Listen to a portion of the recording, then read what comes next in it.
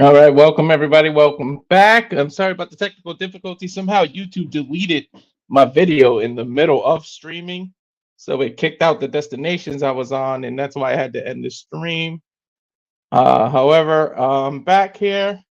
So we are live. The first fight is going to start, as I was explaining before. I started later to skip all the hype videos and everything they were doing because last time it was just Rogan and Daniel Cormier talking for about a good half hour before any fight started. So it was just me pretty much rambling. So right now the first fight is starting, which is Josh Emmett. And give me 1 second. Let me be quiet to let the intros happen from Bruce Buffer, who iconic voice, who his brother is of course Michael Buffer. So it gets you into the mood to see these fights when you hear them. So I'm gonna be quiet a second to see if you guys can hear it a little, and then I'll turn it down before I get flagged on this video. This is the bantamweight fight.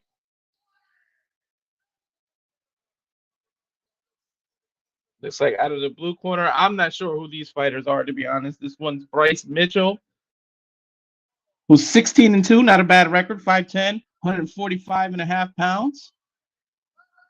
And again, thank you for everyone watching live on Facebook, Twitter, or however you're watching.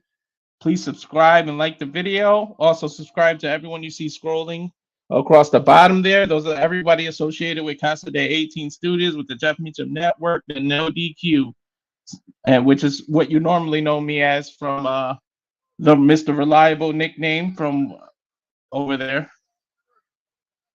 And now we got Josh Emmett. Him I do recognize. He's 10-4, 5'7", 146. I like his shoulder tap. Little too bright and little too colorful, but it's a cool looking tap. I better turn this down a little before I get flagged. Again, thank you for everyone watching. Please subscribe. We got Herb Dean, first assignment, so he's probably got the main event as well with Covington and Edwards.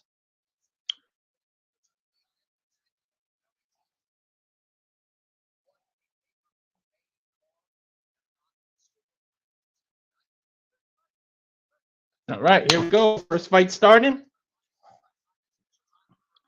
Got Emmett wearing the white, Mitchell wearing brown. They start off right in the center. Already White's backing up. Or I should say Emmett, I should say.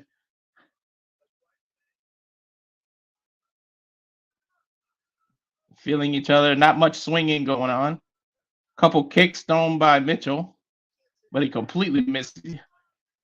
I don't know why he's swinging from that far. You're 4 or 5 feet away from your opponent. Why would you try to throw a leg kick? Like you're nowhere near him, especially at those heights. One is 5'7", one is 5'6". If you're 6'4", then you could throw a kick from 4 or 5 feet away. Not much going around. They're just circling little jabs, feeling each other out. No one's going for a takedown or anything.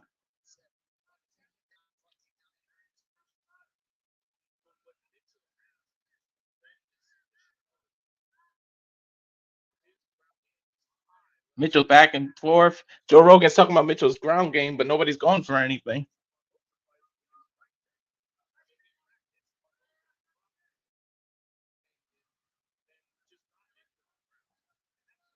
Emmett faced changing levels, but then he popped right back up. Nobody's doing much of anything, which is probably why these two are the first on the card, as opposed to later.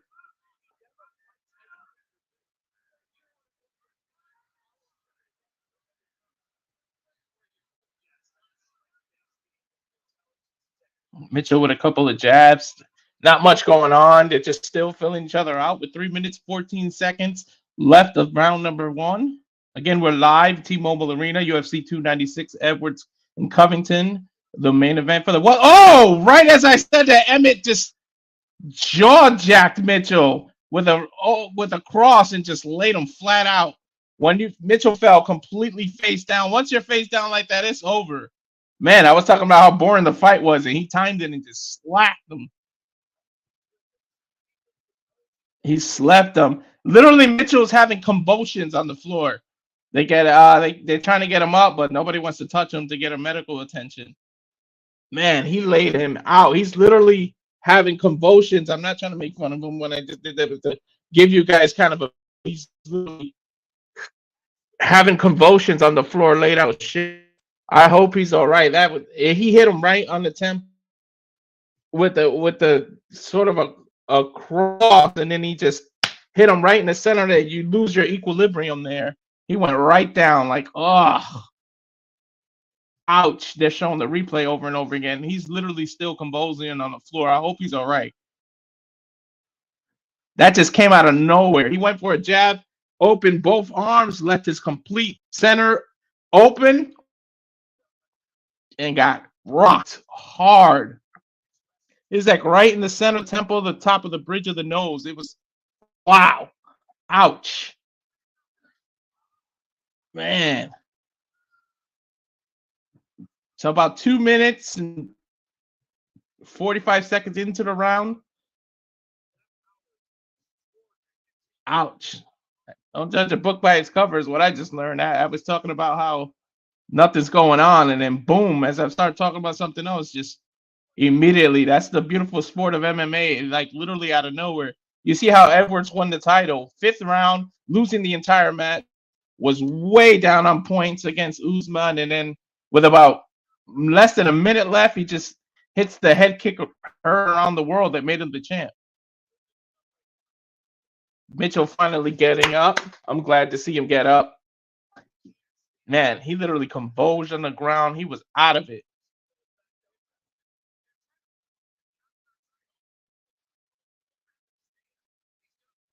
Joe Rogan's talking about how they shouldn't have him stand because he's going to keep falling down. Yeah, he doesn't look all together. He's wobbling. His feet, I mean, he's shaking his opponent's hand, but he looks out of it. He can't walk straight. He's limping. His knees are definitely buckling. I don't understand why they have him stay. He should be sitting on the stool right now. Why they would have him sitting standing up right now after he just got clocked like that? I have no idea.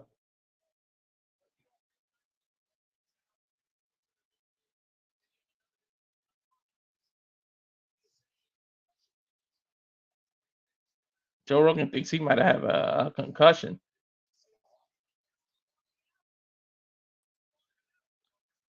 But they're letting him walk out of the octagon in his own power, but it looks crazy the way he's walking, like almost like he had too much to drink. Like when the drunk man stumbles, he got hit that hard. His his brain is disconnected from the rest of his body right now, like literally.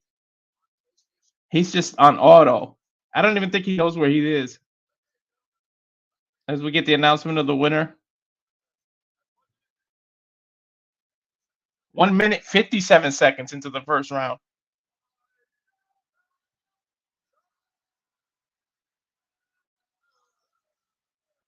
Man, how the sport has evolved. You normally don't see too many of the lighter people knocking each other out.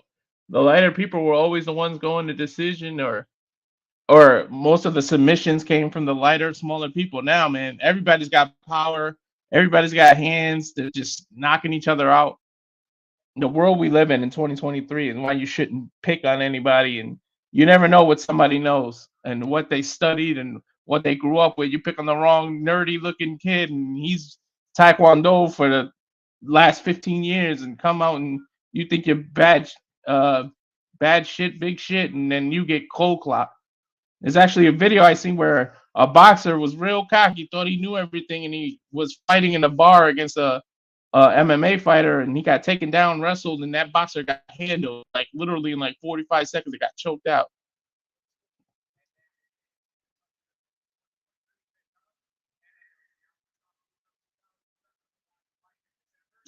Joe Rogan's doing the post-fight interview.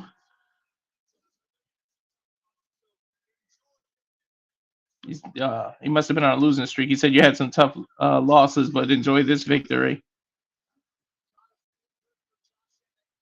So first fight, UFC 296 in the books.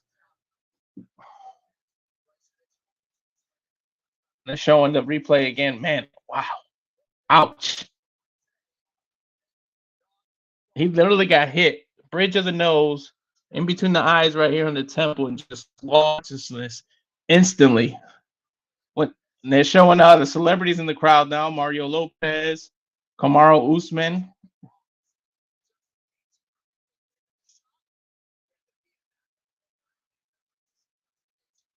Justin Gaethje.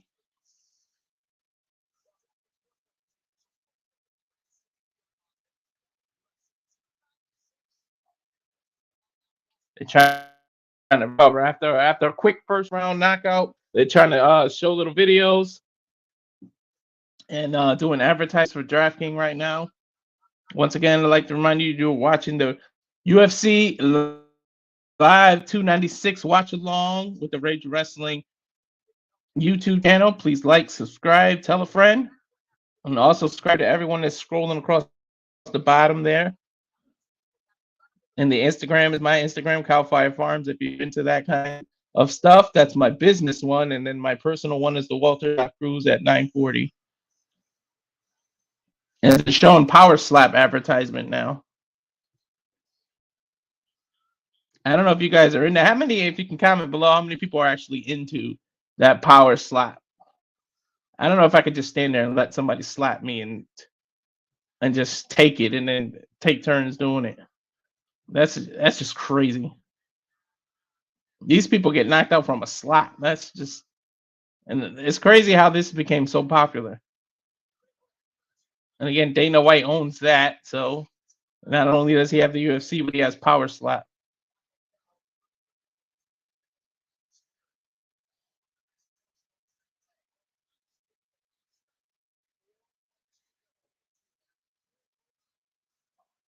So one fight down. They're giving we getting a shot of when Leon Edwards arrived on his phone.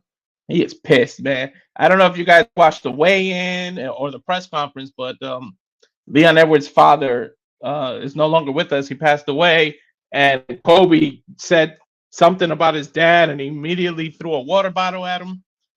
I don't like Covington, but I think I know exactly what he's doing. He was getting into Leon Edwards' head so that he throws him off and he gets in his head. And now Leon might go out there and try to kill him and not follow any kind of game plan.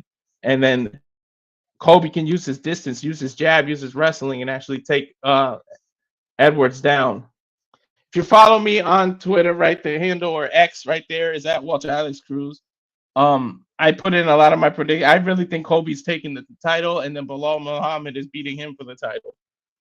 But hopefully I'm wrong because I don't like Covington. I hope Covington gets his ass handed to him, but I just got a feeling Edwards is losing. So we're out for the next fight between welterweights. It's actually Tony Ferguson, who's on I think a 7 or 8 fight losing streak, man. I love Tony. I love Tony to death. If you know me personally, you know I love him, and I wish him and Khabib had fought, but obviously that's the fight that can only be done in video games now. But man, Ferguson, tough as shit, never gives up, never anything. In the last fight, he was submitted. The last few fights before that, he was knocked out. I mean, Ferguson's getting up there in age too. I mean, some people hang on to the prime a little too long. They hang on to the glory a little too long, and when it's time to let go, it's time to let go. Tony is just not the same man he was 5, 6, 7 years ago.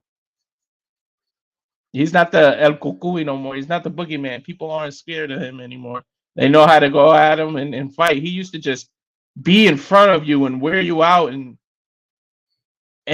he struck fear in people's hearts. That fear is gone, and once you lose that, you lose your advantage. So for Ferguson, they're showing a hype video for Tony Ferguson, but none of them are from the last 7 fights. I can tell you that much. And then the London sensation, Paddy. I love this dude. Paddy is such an exciting fighter. He might be the next Conor McGregor. If he stays undefeated, keeps this up. Paddy Pimblett, as he's got the same kind of talk and the same kind of aura as a Conor McGregor, a young Conor McGregor. Paddy doesn't give a damn. He doesn't even stick to a diet when he's not fighting, this dude gets fat. He gets bloated. He don't give a damn. And people in London just loves him, man. Patty is the real deal though, because when he needs to get in shape and he needs to focus on the fight, he does it. But enjoy that while you're young, because you get in your 30s, that losing weight and draining yourself and dehydrating, all that is not gonna be the same when you're that age. You still got the hype video going on. I mean, Tony really needs this win more than anybody. I don't think he's gonna get it though. Patty's got the youth. Tony might retire after this. Like, if Tony wins, I gotta see the gloves on the canvas, man. Tony shouldn't. UFC should just force him to retire. I know Dana believes in not telling somebody when to give up. It's time for Tony to let go. Still got the hype video going on though. What do you guys think? You can comment below. Let me know what you guys think. Who's gonna win this before? You got about 2 minutes to say your predictions, because they're starting to do the walkouts.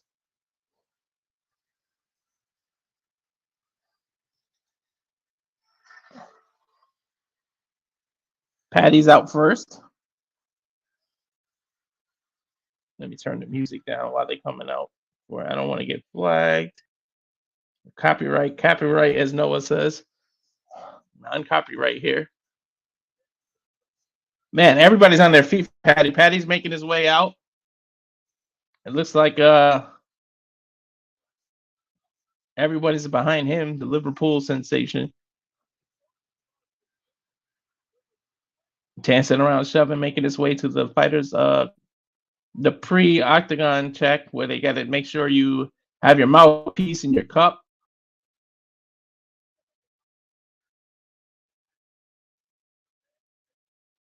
Patty's got his hair in braids. I don't know what's up with that look, but whatever.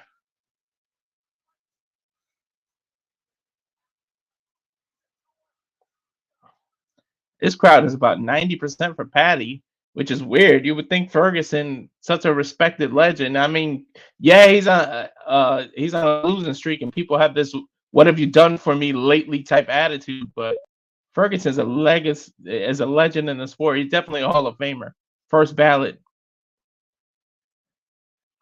We're getting some tail. It says dominant grappling exchange, distant. He dictates the pace, rises to the occasion for Patty.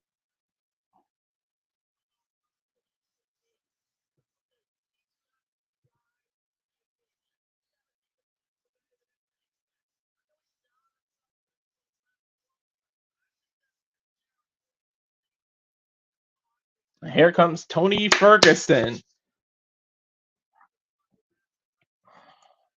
It's showing the betting odds. To win by TKO for Patty, it's plus 275. To win by submission, plus 225. And to win inside the first round, plus 325. So at least they're giving Ferguson, they're saying that he's not going to lose in the first round. Patty's dancing. He's happy, having the time of his life.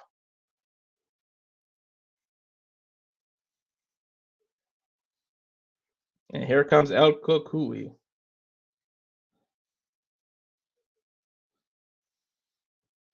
Ferguson still looks good, though. Looks like feet happy, bouncing around. All right, now he's getting the reaction I was expecting.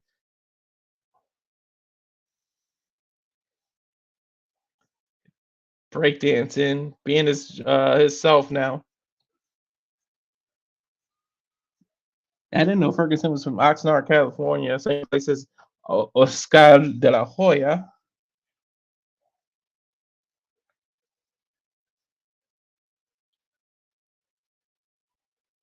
Man, the fight that never was. I wish Ferguson would have fought Khabib Nurmagomedov, man. Just free. It just wasn't meant to be. Freak accidents, tripping on cable wires and camera wires. One getting pulled out, the other pulled out. Then a freaking global pandemic. Who would have predicted that? Like how is Crazy how that fight never happened. They booked it, I believe, 6 times. 6 different times they booked that, and it just never came to fruition. That's the worst one. A global pandemic out of nowhere. The last time they booked it, and they couldn't book nothing. Ferguson and the fighters check, getting last minute advice from the coach from Vaseline. The mouth guard, he smiles, he's there, he taps on his cup, he has it, and he's in the octagon. Man, I hope Ferguson doesn't get laid out in the first round. I hope it's just. It's hard to see legends go down, man. Like when I saw Anderson after he broke his leg, it just wasn't the same anymore. And Anderson Silva was my favorite fighter, and it's just, man, he got too cocky. He was playing around, and when he lost to Weidman, it was over for him after that. But the old cliche, all good things must come to an end. So eventually he had to leave. And again, thanks for watching the Rage of Wrestling YouTube. Also on X, my handle's at Walter Alex Cruz. I can see people watching on X more than the YouTube. All right, here we go with the lightweight bout. Ferguson is 39, 5'11", 155 pounds. Well, 155 and a half. Paddy, 28, 5'10", 155 and a half pounds. Kukui, Tony Ferguson enjoys a 1.5-inch reach advantage as we throw it up to Bruce for the introductions. Paddy gets introduced first. 20-3 record. I didn't even know he had losses because every time I've watched him in the UFC, he's won. He must have been in the amateurs before UFC that he lost, or out in England.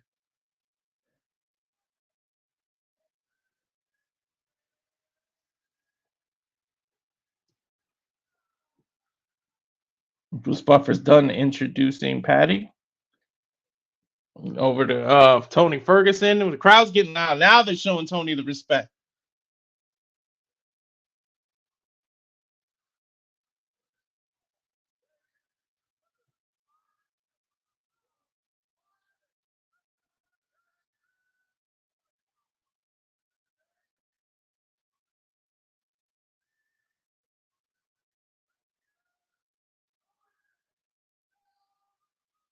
Tony El Kukui Ferguson. For those that don't speak Spanish, Kukui is the boogeyman. Got Mark Smith as the referee, and they're meeting in the center of the octagon, getting the card girl out of there.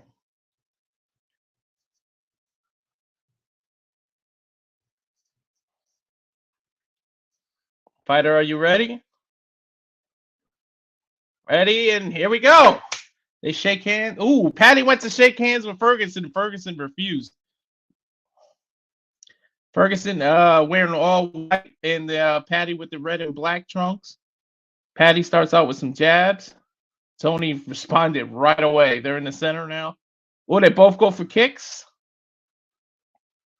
Ooh, Paddy went for a nice head kick, but good block by Tony.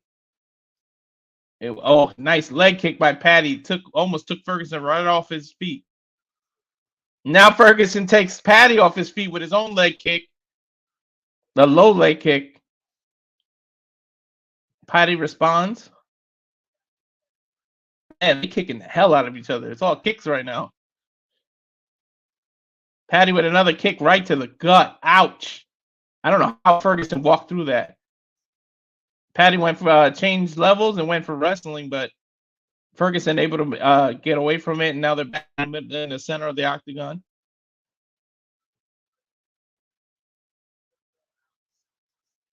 Paddy again. I guess his strategy is to try to take Ferguson's legs out. He keeps going for the thigh and the calves with these kicks.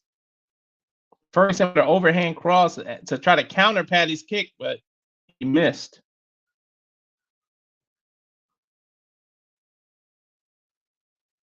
Paddy again with a nice kick to the ribs. Another leg kick, but checked by Ferguson. Nice jab. Ferguson working his jab in. Good boxing.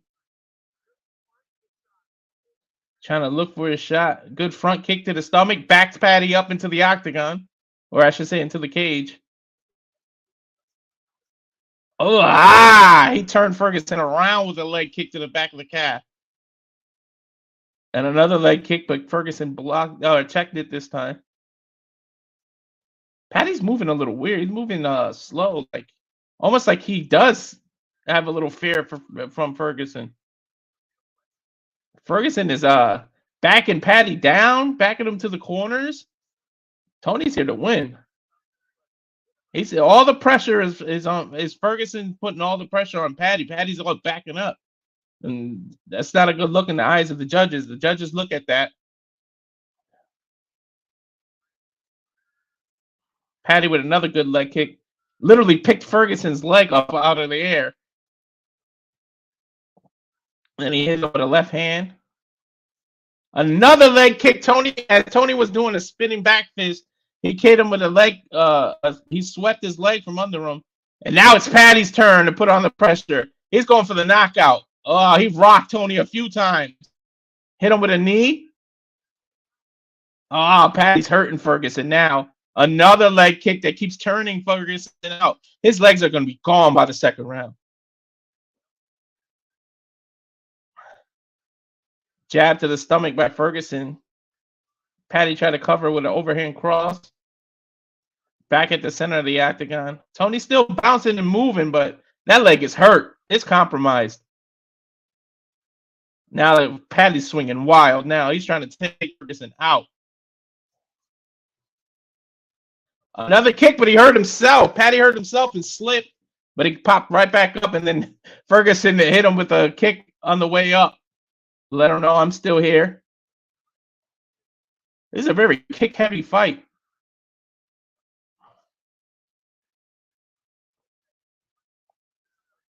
Once again, I'd like to remind you, you're watching the Rage of Wrestling YouTube channel.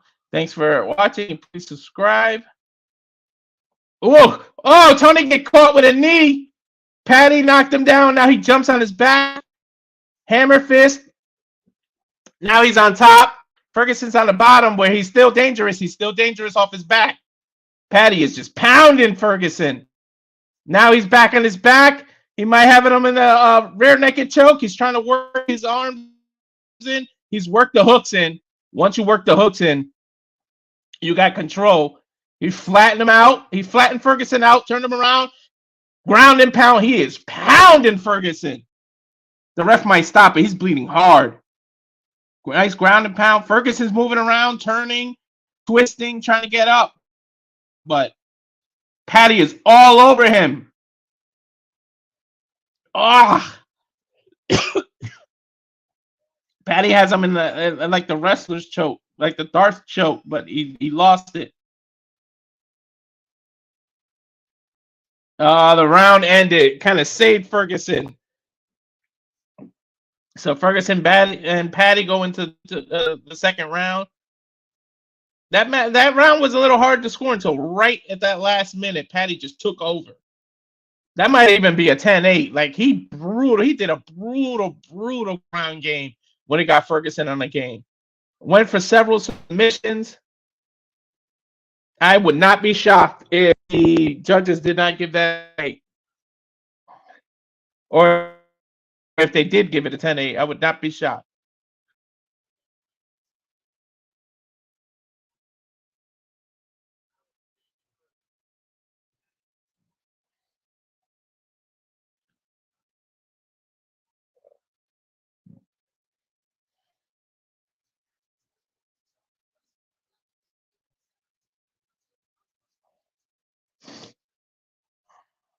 Here we go. Start round number 2. 5 minutes. Man, Ferguson looks beat up. Paddy looks like fresh, like he's still starting to fight. Ferguson looks like he's been through a war already. Got blood all over his face. And then Ferguson's the one starting to attack Paddy. You going for it. When you know you're down, you just got to go. It's not a 5-round fight. It's a 2-round fight. You got to go for it. Tony Ferguson with a nice front kick, jab combo. Ferguson turns around. What is that? He always turns around in the middle of somebody swinging at him. That's what gets you knocked out. You get hit in the back of the head. You don't turn around your opponent. He's done that like 3 times already.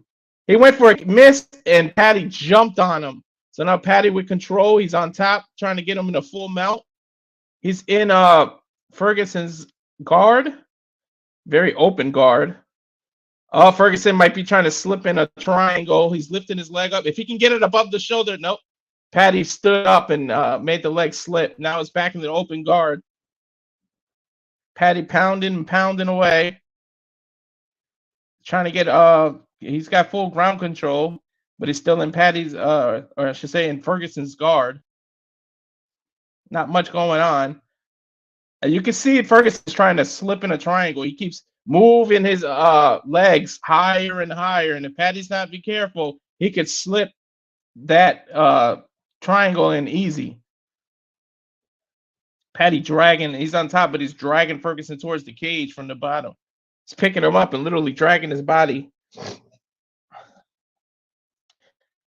Good work from the bottom by Ferguson with some elbows right to the head. Triangle! Triangle! Nope. That other leg slipped out. He's got the one leg on the back of the neck sitting for the triangle.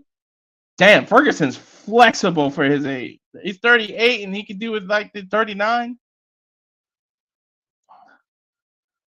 He's almost like how Ben used to do that weird butterfly guard. Now Ferguson trying to use the cage to his feet across the cage to try to reverse. Paddy standing up while he's on top, trying to ground and pound. Couple of rib shots, couple of hits to the face. Ref's right in there looking. Ferguson's got his legs under the hip of Paddy. He can push him off here, but he's just content on staying on the bottom. He's trying to hold. I really think he's trying to set up a triangle again.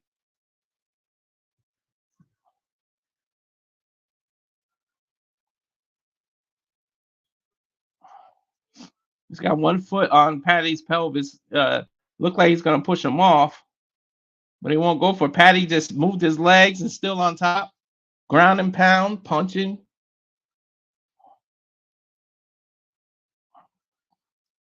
Paddy's on side mount. Nope, now he's back in full guard. Tony's trying to flip over while he's underneath. Paddy just dove on him with a nice punch.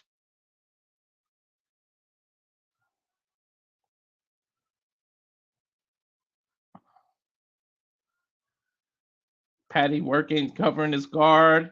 He's got Tony's legs off of him. He's trying to adjust position, trying to go for side mount. If he goes for a side mount, he could get a choke on Ferguson, and Ferguson puts him right back into his guard. So this round, Ferguson's on his back, so Paddy can win this round off of that, but he is doing a lot off of his back. He's hitting him with elbows, trying to go for triangles.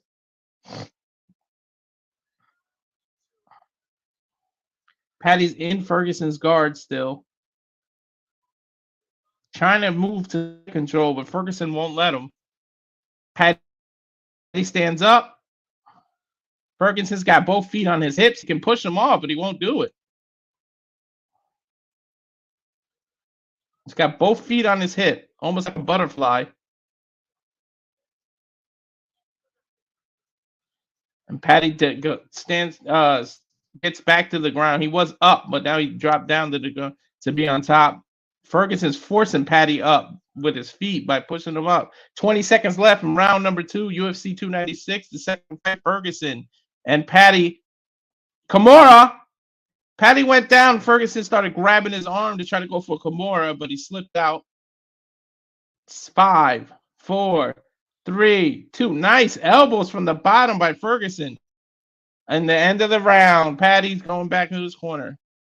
Paddy's bleeding out of his nose a lot. Ferguson caught him with one of those elbows. Now Paddy might have looked on that. It depends on what catches you got. He was dominant by being on top, but the fact that Ferguson was working off his back can also score him points. So, I mean, I give Paddy that round, but you never know with judges nowadays. Ferguson getting corner advice. And trying to bring his eye swelling down with the cold press. Nice work on his cut. The cut man's doing a good job. There we go. Now Ferguson safe though. His cut is under his eye, so he has no chance of being in his eye or blinding him.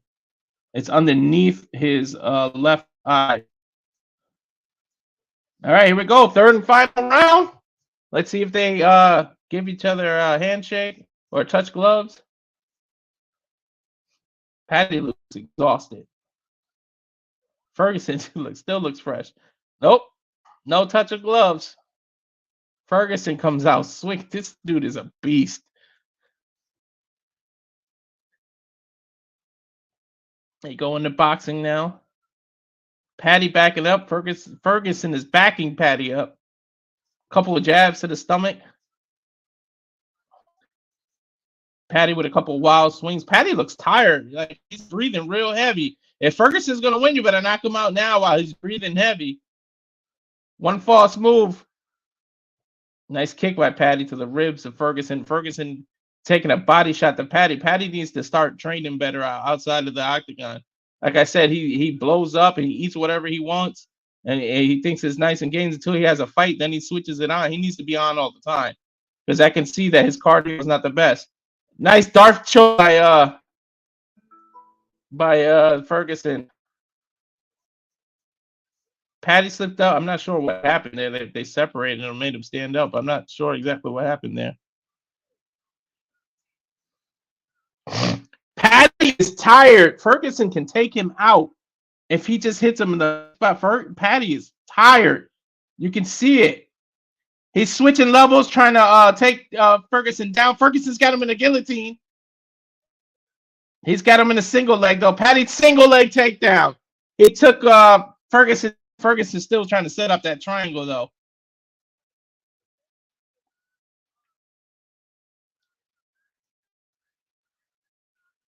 Paddy trying to get out of this guard so he doesn't get caught with that triangle. Paddy has his head right on the navel of Ferguson, which is the perfect setup for a triangle. He's got to move his head. Doesn't move his head, Ferguson's going to easily catch him in the.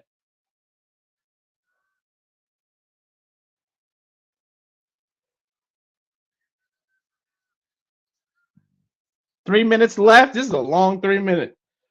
Paddy is exhausted. He's on top, but Ferguson is working him. Bottom, nice elbows. He's going for Kimura. He's looking like he's setting up a Kimura. He's in half guard. Side control now. Paddy finally side control.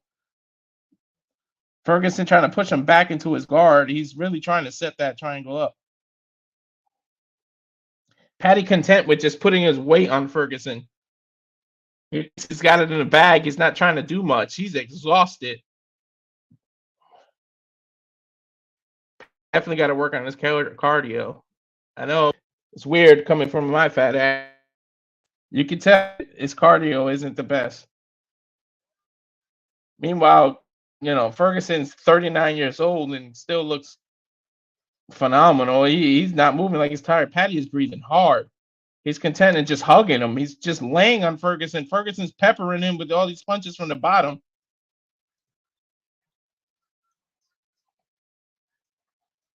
Ferguson doesn't have to worry about intelligently defending himself because Paddy's not swinging. There it is again. Ferguson's pushing him up to try to slap the triangle on. Now Paddy backing up, but still holding onto the ankle to try to do a leg lock. But Tony's kicking from the bottom.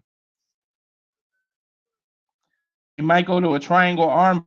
Paddy is standing up, but Tony is still trying to set up submission at the bottom. We got 1 minute and 9 seconds left.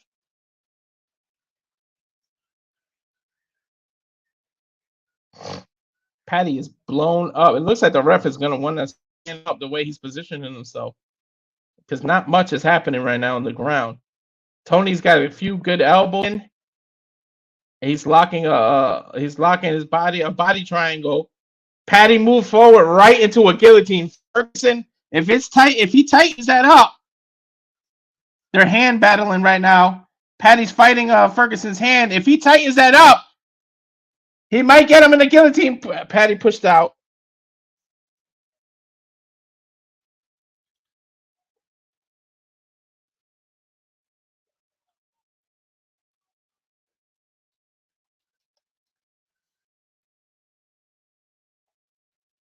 Tony going for an armbar, a triangle.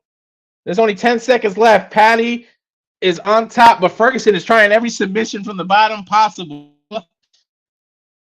Ferguson is punching him from the bottom. 9-0. End of the fight. Patty won, but he is exhausted. Let's see if they show each other good sportsmanship and respect.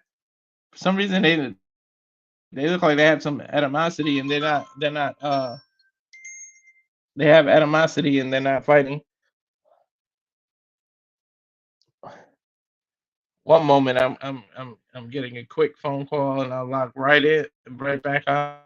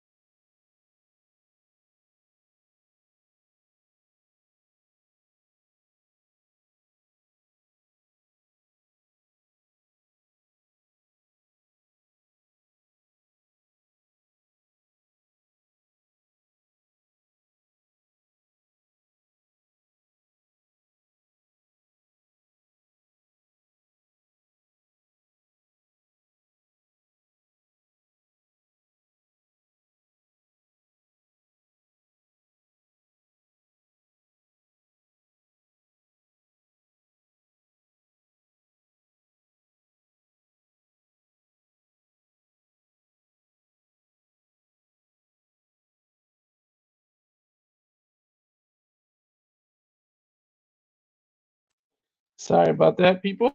A phone call. Patty did win 30-27.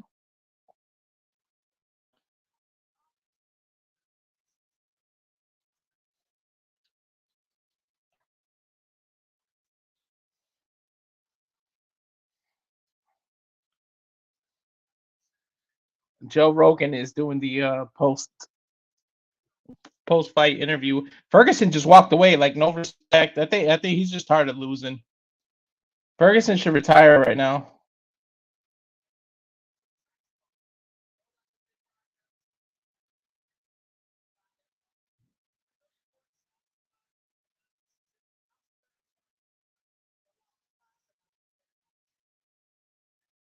Joe Rogan's asking him, how satisfied were you?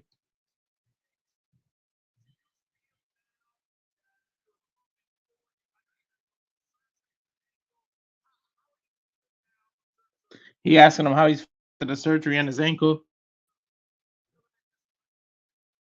He said a little bit disappointed they didn't get the finish, but he's happy he got the win.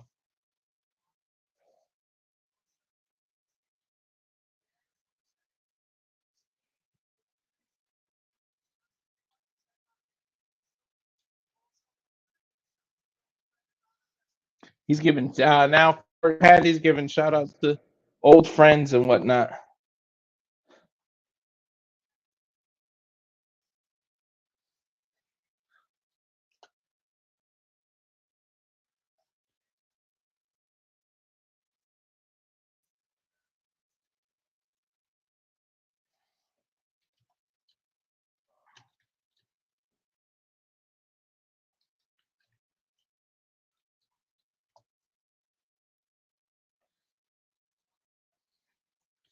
All right, Octagon interview over. Showing some more celebrity, well, some UFC fighters. Zach Brown,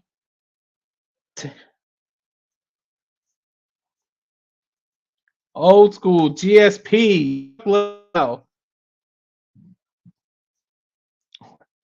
Juice Duplessis, who has his own title shot against Sean Strickland in UFC 297, and he's sitting behind Strickland. That's a little weird.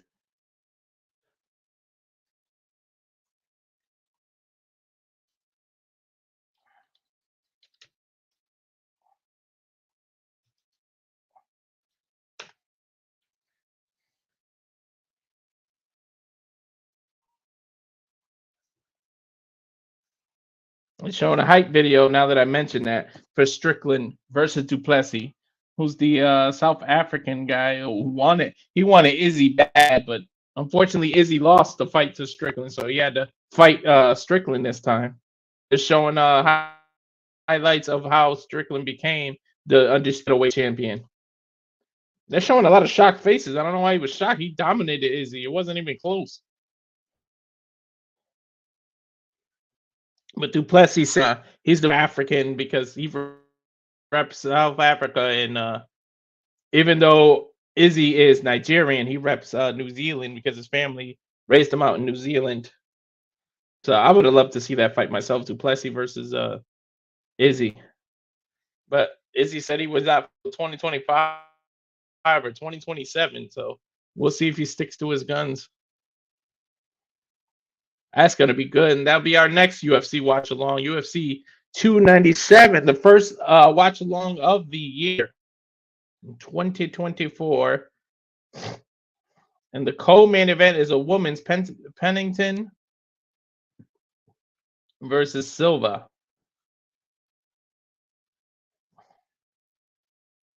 for the bantamweight title.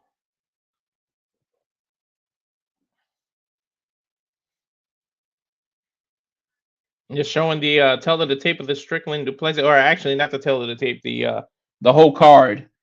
So you got Sean Strickland versus Duplessis. You got Raquel Pennington versus Mayra Bueno Silva.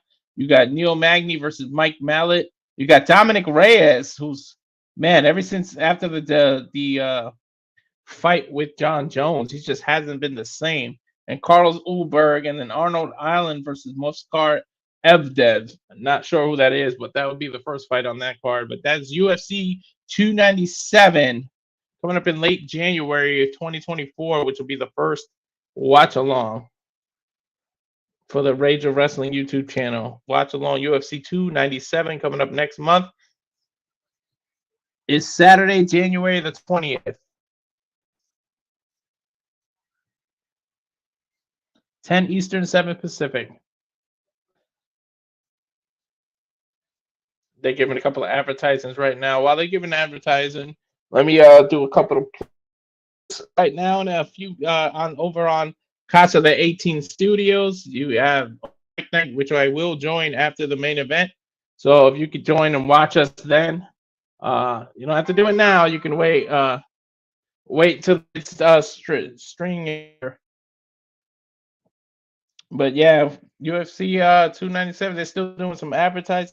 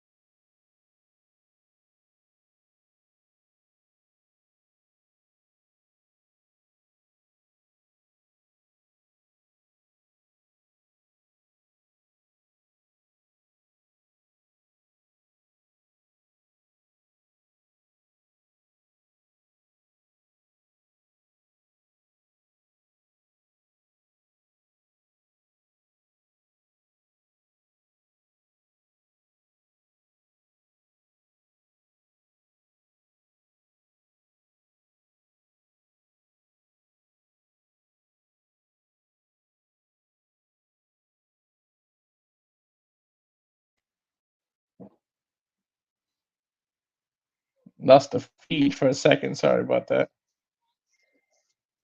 Bleacher Report is not the greatest with the pay-per-views. Like it's done that quite a few times.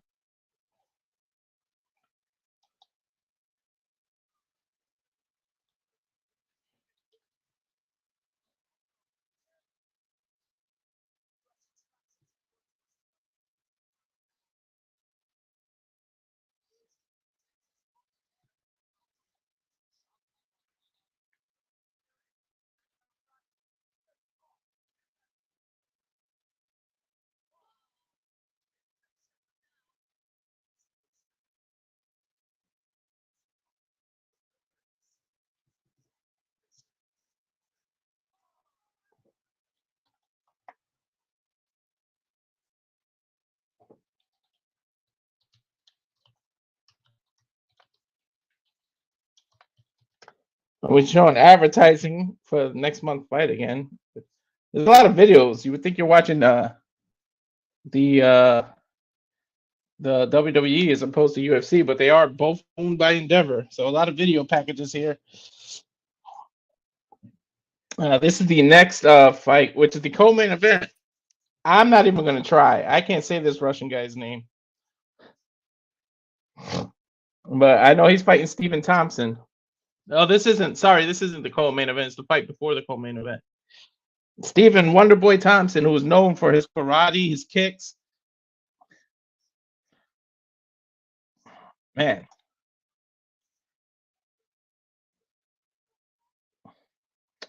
he really does have some nice kicks. So watching the highlight package of him, I'm trying to hear. It's, I got quiet because I'm trying to hear how they pronounce the Russian guy's name because I don't want to disrespect him, but his name is crazy.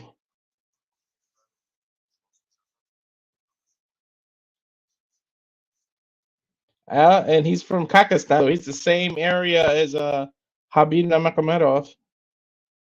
Funny how I can say that. I can say Nurmagomedov.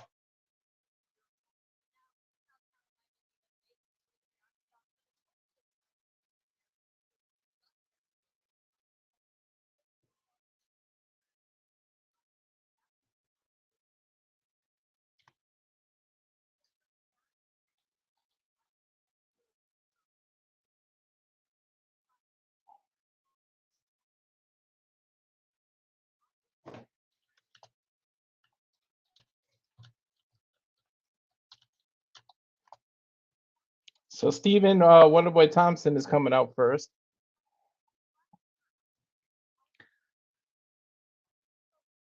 From Simpsonville, South Carolina. I'm trying to see if Steven, they're giving little stats. I want to see if he holds some kind of record for the kicks. His kicks are crazy, as they show Jack Black, full beard, like what, and he's one of the cornermen for Stephen Thompson. That's pretty cool for Jack Black.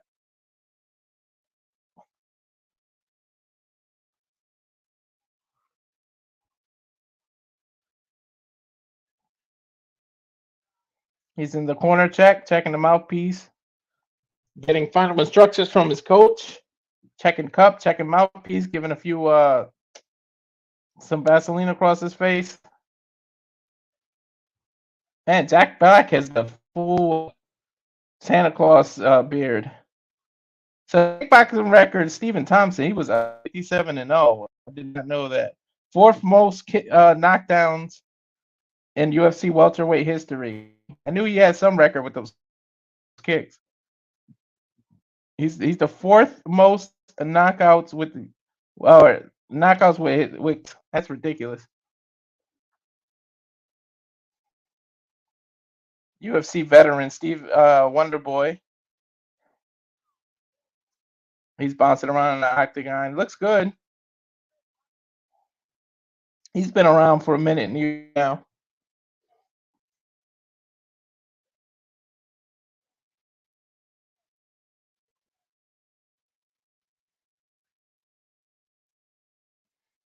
Steven Wonderboy fighting off a young lion from Dagestan. These people of Russia, they can fight, man. They can wrestle. They definitely can wrestle.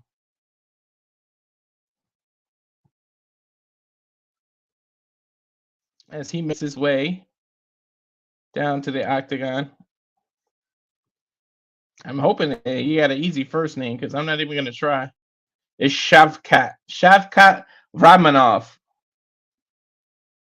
I hope I'm saying that right. No disrespect to you, but Rachmanov, and he's probably winning this fight because real. What he's got to do is go underneath one of Steven kick and take him down, and it's over.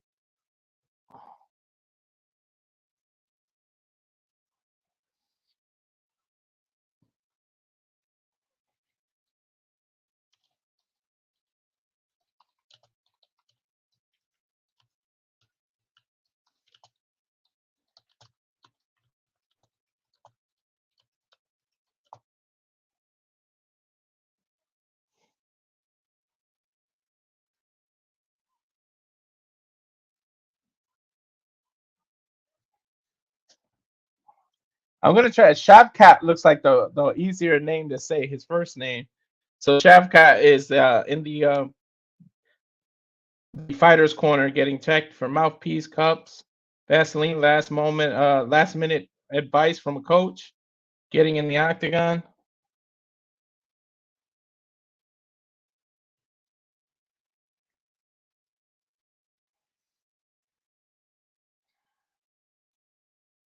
Ramanov is a plus 275 to win a knockout KO, plus 1200 to win by submission. No, sorry, plus 120 to win, plus 1200 for Stephen Wonderboy Thompson by knockout.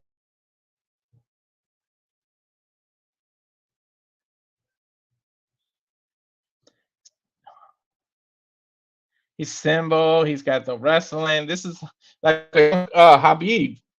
All the Russian. He's 29. Steven's my age, 40, 6 feet, 171. Ramanov is 29, 6'1", 171 pounds, 77 inch reach, and Wonder Boy has 75-inch reach, so 2-inch reach advantage for Shavkat. As we go up to Bruce Buffer for the introductions. Again, I'd like to remind you to please subscribe, like the Rage of Wrestling YouTube channel. Do watch alongs for this. We'll also be showing the open mic night, as I'll share the link once I join that open mic night at Custom AT Studios and the Jeff Meacham Network. Also subscribe to Aaron at NoDQMIS. Excuse me, NoDQ.com. All one word. You have to spell out the word dot, D-O-T.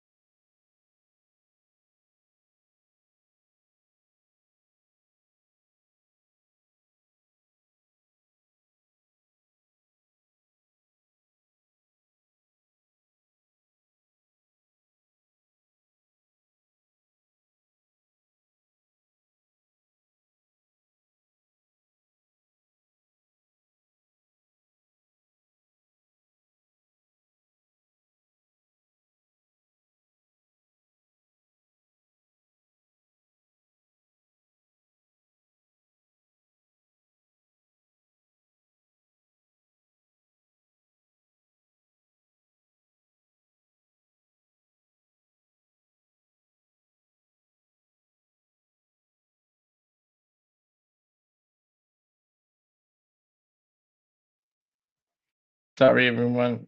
I got a call in the middle of this. I'm popular tonight. The one time I'm on a video, they want to call me. When I'm not in a video, nobody calls me. We got an introduction to Stephen Wonderboy Thompson. Wonderboy looks good for 40 years old. 17-0 for Shavkat.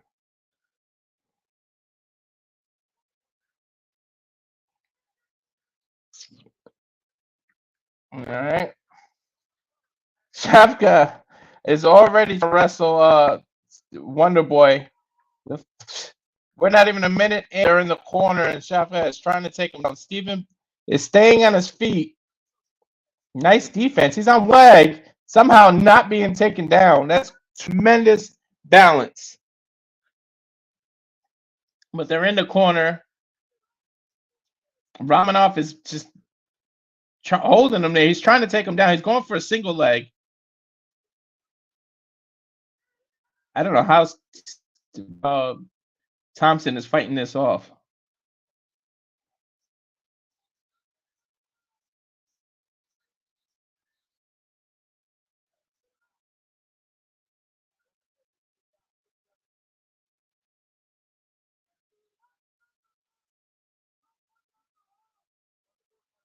Let me turn this down before I get flagged because you can hear the coaches yelling. Something happened to the feed where it jumped from 5 minutes to like 2 minutes and 55 seconds. So it caught up. Something must have happened to my the Wi-Fi, and then it just reconnected. So 2 minutes and 45 seconds left. I don't know much of what happened in the first round because it skipped. Wonder Boy is being held up against the cage and doing little uppercuts, but Romanov is just holding him by the waist. It looked like, I don't know, from this angle, it looks like he's grabbing his shorts and the referee's not noticing it, but I can't tell if it's just on the small of his back or the actual shorts. But he's trying to take him down. They're wrestling for position. Steven, good job controlling wrist. He keeps fighting wrist. Romanov picked him up, but he let go. He couldn't hold him. Wonder Boy is fighting up against the cage. His stomach is towards the cage. He's turned around, but then all right, now he turned around again. Romanov punching with one arm. It's hard. Thompson is flexible and he's long and he's used to kick. So to pull on one leg, he can still pick up that other leg and do a crazy enziguri, which you never see in UFC. But he might do a crazy move. You mess with Steven. They're just literally leaning on each other, or I should say, Romanov is leaning on Wonder Boy up against the cage. They're not doing much. They're just fighting for wrist control.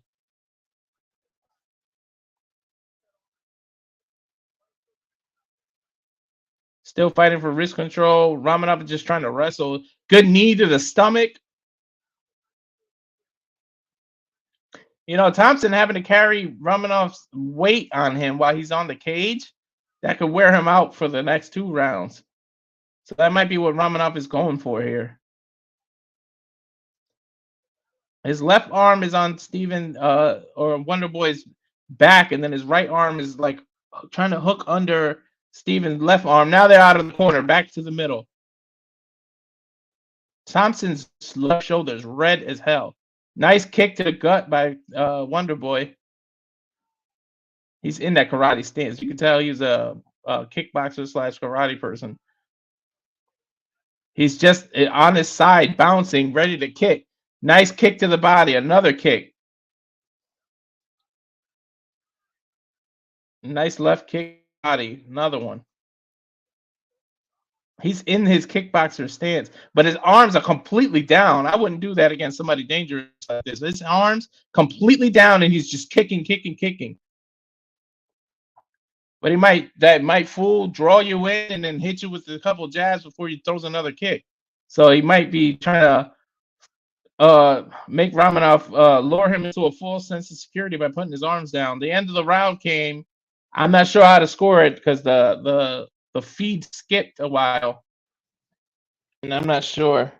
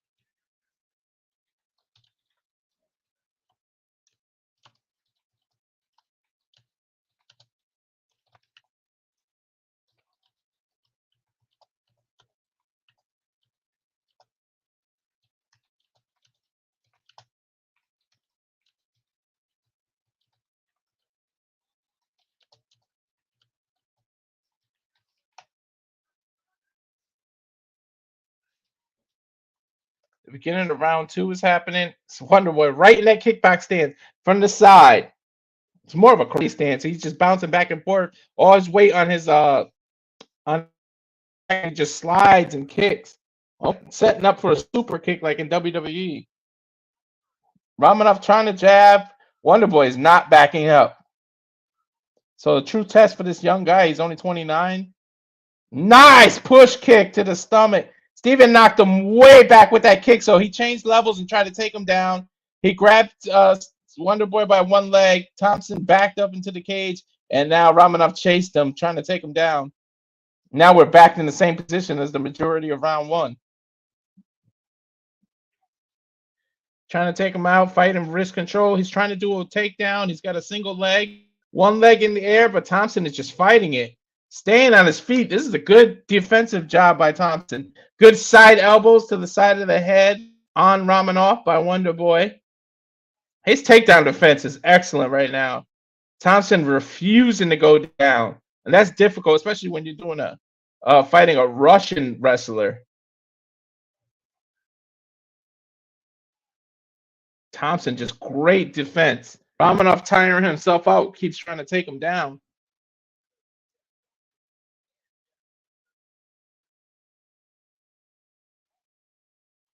Nice. Ramanov is a good he's kneeing the inside of Thompson's thighs. That'll wear you out. He gave a deep bruised thigh. Thompson on one leg again. Ramanov lifting one leg. Thompson is literally jumping off the other leg and kneeing him.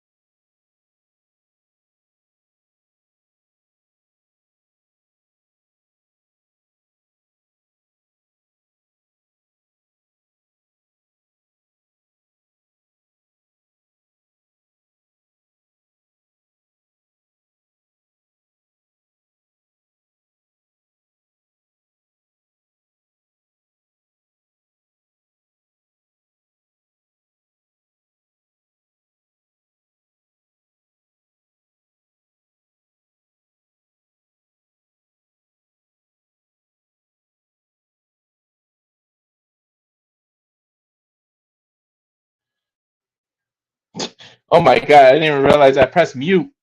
That whole time I'm getting excited. Stephen Thompson just got submitted. Rear naked choke. by Romanov. He was took him down and he worked his way. And Thompson had literally had 4 seconds left in round number 2, and he got choked out. He just couldn't take it anymore, and he tapped out. He got choked earlier, but he slipped out. Romanov just kept working on it. That was a good fight.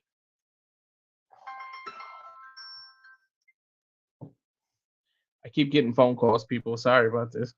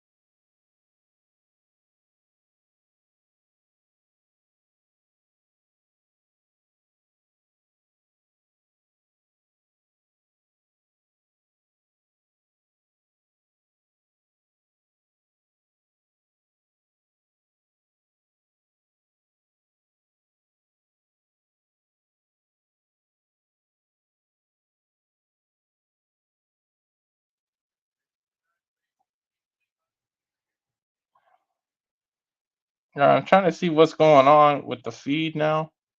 It's doing that skipping thing again. It's almost like it got behind on the live part and then skipped. Romanov is doing his interview now. They were showing replays and then it jumped to the interview.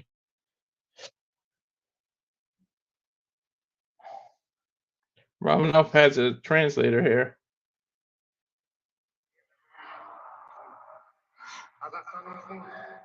Oh no, he's just speaking Russian. I thought they didn't ask the translator to translate anything. I thought it was speaking English. That's why I turned it off.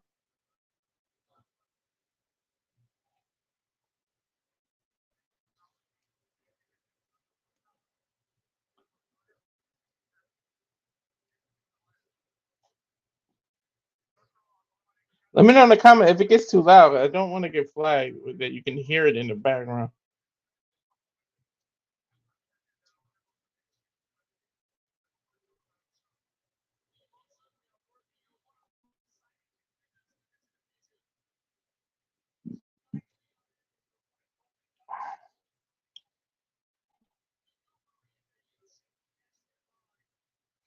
They're asking him who's next in line for him.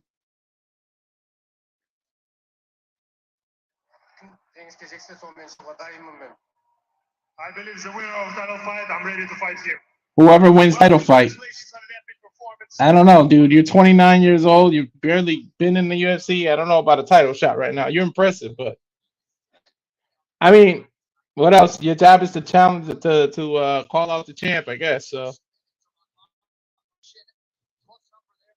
but I think Bilal Muhammad deserves the next title shot after Covington and Edwards. They're showing the celebrities again. We got Mark Wahlberg in the audience.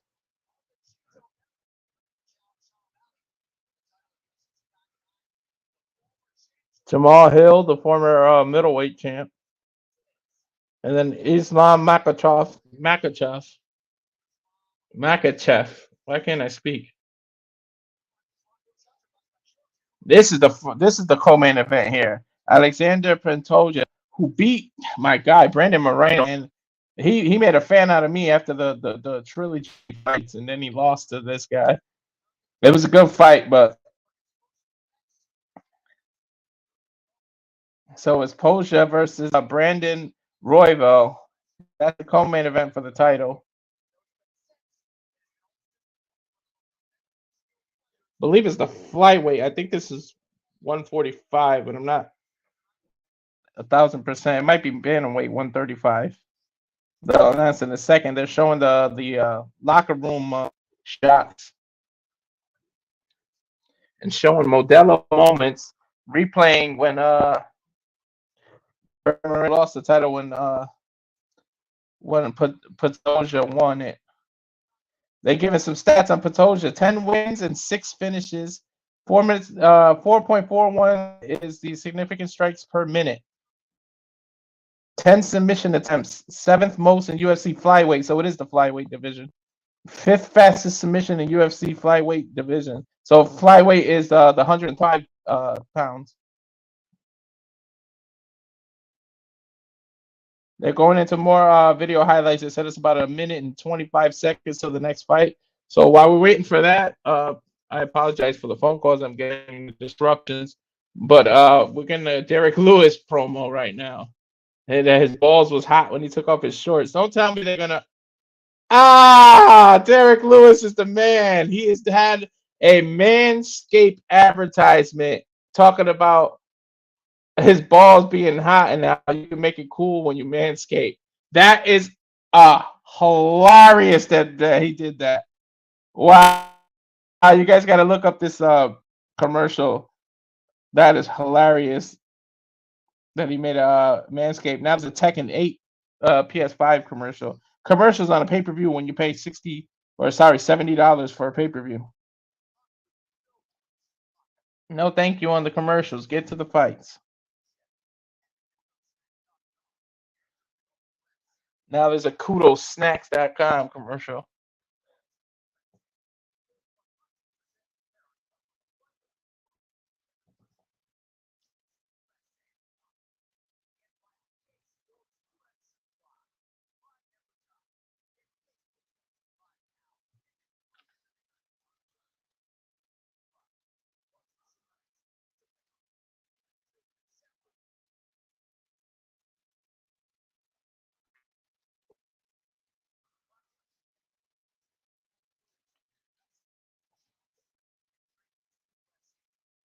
Hilarious that Derek Lewis did that. The balls is hot. He turned that promo that everybody that into money basically for the advertising.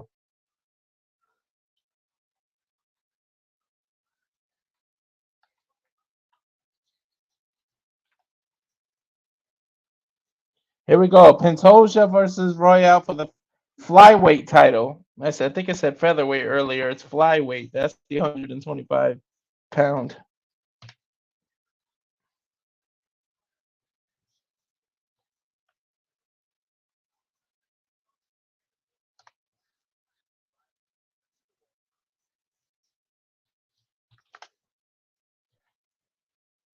They're going into another. Endeavor definitely owns both UFC and WWE with these video packages. They're going into the Pantoja's fight against Brendan Moreno, and that was a hell of a fight. But he went out and took the title. It was a good fight. You could argue that Moreno won, but I think he just gave the fight out. He gave it up. He gave the second, the fourth, and the fifth round out. He was fighting well, and he just kind of gave it up, or gave it up, I should say. He just didn't do enough. And as the champ, you got to look strong, or somebody's going to take that title. And that's exactly what happened. It was a hell of a fight.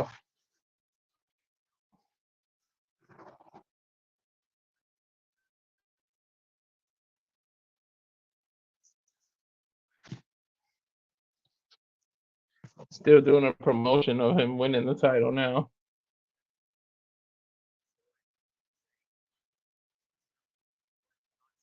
Going to another highlight of him training.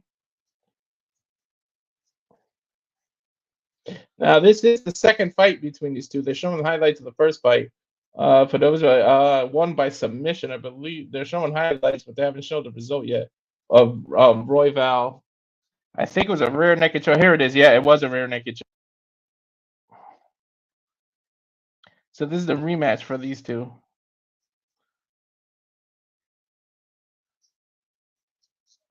I'm doing a promo for Royval now. And this guy's built for 125 pounds. It's more about his height. Yeah, he looks ripped.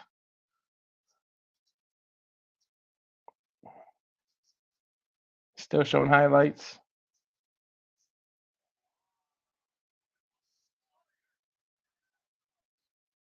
He's got some nice elbows. Every highlight, he elbowed while he was on top of every opponent. So we'll see if history repeats itself with the way he wins if he wins the title tonight.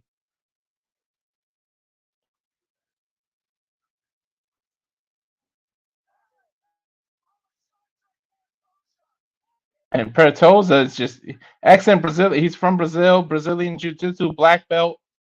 Lot of submissions, rear naked triangles, arm bars. So we got a high chance of this ending in a submission.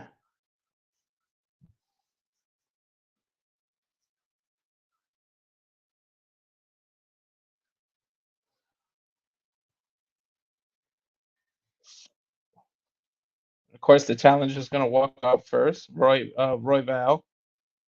I don't know much about Royval. I haven't followed his career. I know about Pedrosa just because he beat Brandon Moreno, so I started looking into the history of him.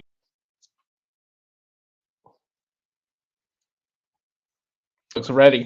Looks dead focused. He might come on with his title. He looks focused and ready to take this title. And he looked ripped for 125 pounds. I would think he weighs more than that.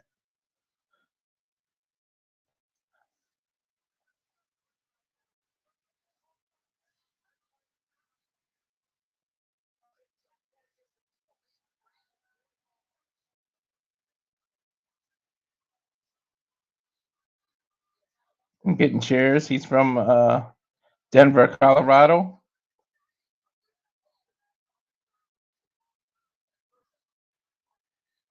Making his way to the octagon.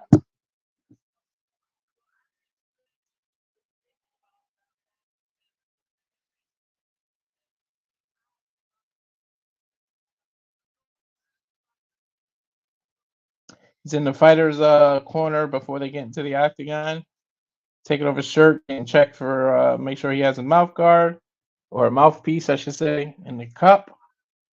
Last minute words of advice by the coach. Some Vaseline on his head.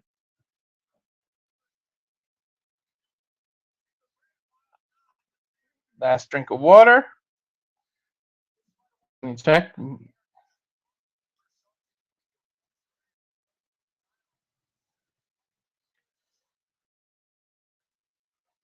They have a guest walk out with him. I guess the other one was Jack Black. This is an Army soldier veteran. Or a major, I should say. Royval stepping into the octagon now, making his way up the stairs.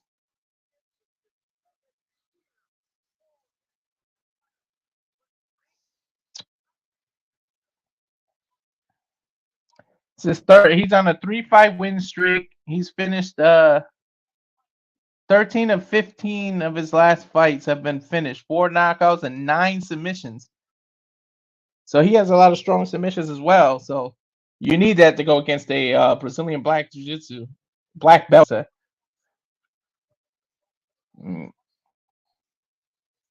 Royval to win by KO is plus 350 in betting. Potato to by submission is plus 120, which is probably the most likely outcome as he did it before, and he's known for his submissions. Brandon Royval still spinning around, running around the octagon before the champ hasn't even had his music played yet.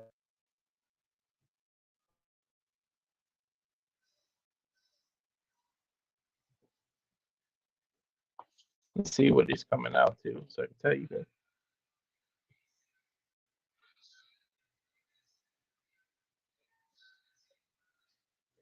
It's a Portuguese song. I'm not recognizing it.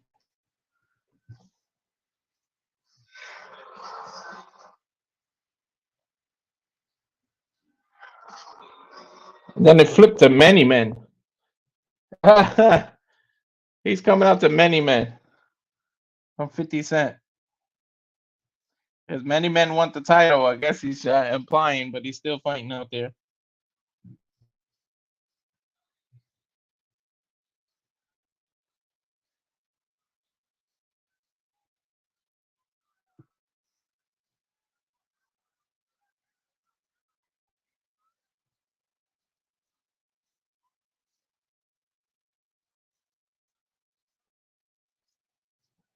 Still making his way to that. He hasn't made it to the fighters corner yet.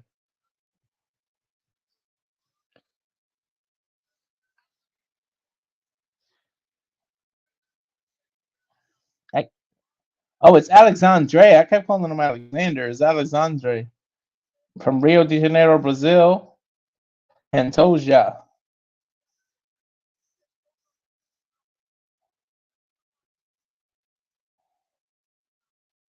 Now he's made his way to the corner, taking off his shirt. You get the Vaseline on his face and the mouth guard. Any coaching advice? Make sure he has his cup. See if they release him to the octagon. Something's going on. Oh, Vaseline still.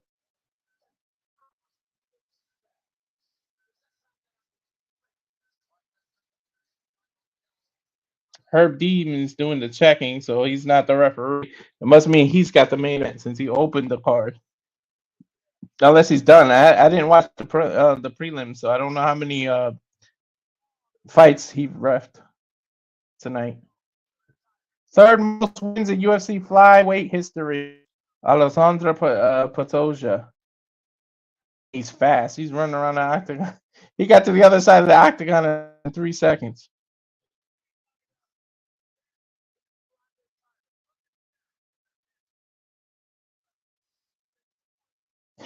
Rogan just pointed that out. Look at him dancing around.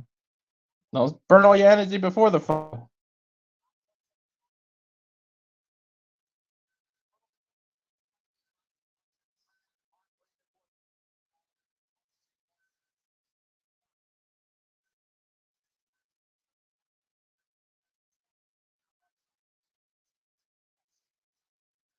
Tell of the tape for Pantoja versus Royval. Pantoja 33, 5'5", 125 pounds on the dot, 67.5 inch reach.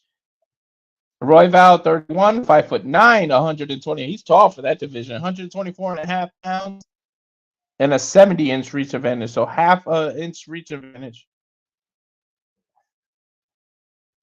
I was looking forward to this co-main event to see if Pantoja handles his first title defense since he beat Brandon Moreno. Mike Goodard is the referee. Bruce, are we giving it up to Bruce Buffer for his introductions right now?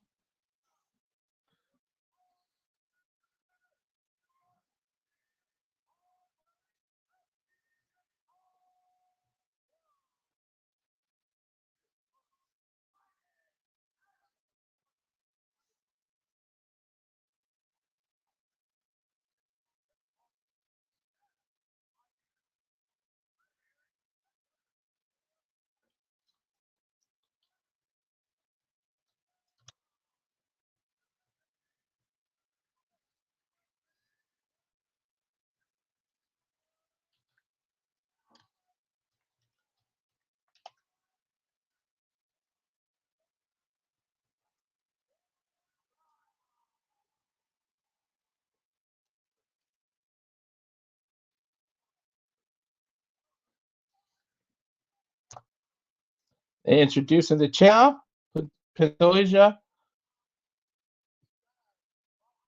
Rio de Janeiro, Brazil.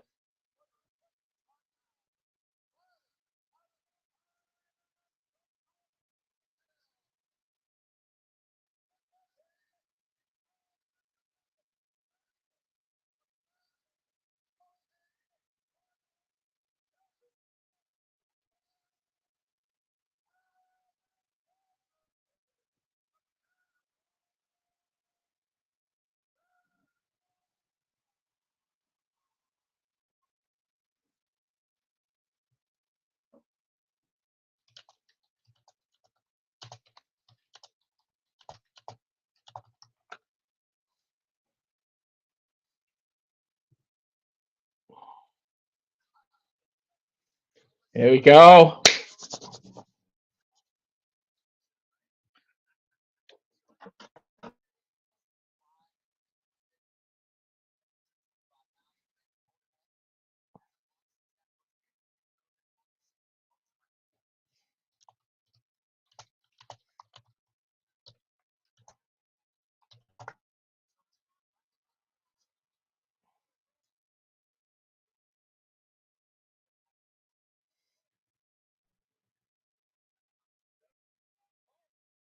Man, these two are going right at it, fighting.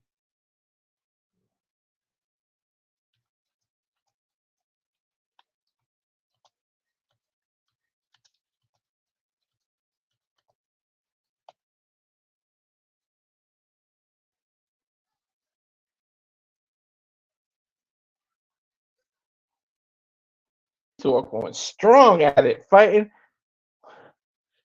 Pantoja already trying to take him down. They're swinging though. Woo! They're in the corner. Pantoja changed levels. Wow, Royval switched it on him. Now he's in. Then it switched again. Pantoja's on control. He's on top. Royval was against the cage, but now they're back in the middle of the octagon. Brandon Royval with a couple jabs. Nice kick. Ooh, nice kick by Pantoja.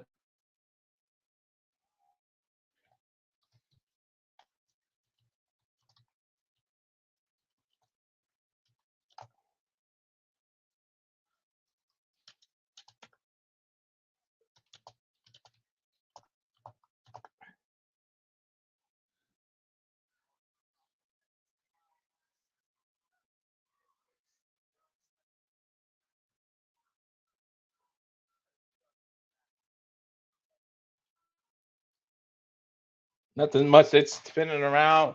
Nice kick by Pantoja. And he changed levels, double takedown, and he got it. He took him down quick. He shot so quick, took him down within like 5 seconds. Working on side control. He's trying to their legs are tangled. Pantoja is trying to get side control. Right now he's in his guard. He's in Royval's guard.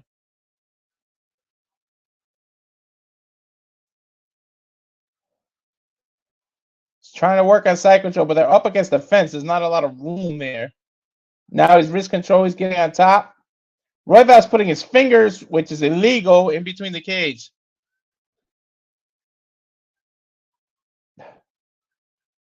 Pantoja standing up. Brandon Royval is kicking at his knees right now. He's doing those bicycle kicks on the ground. Ooh, Pantoja snuck in a nice jab from the top of the ground down. Brandon's letting him into his guard. Looks like he's trying to set up a triangle.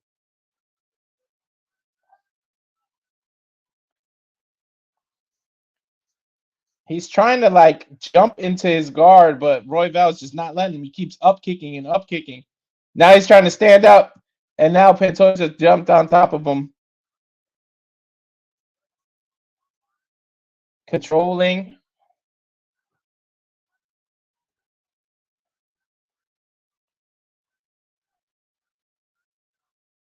Royval keeps using the fence get up, but he's I won't say cheating because I don't think he's doing it on purpose, but he keeps sticking his fingers in between the cage, which is an illegal thing to do.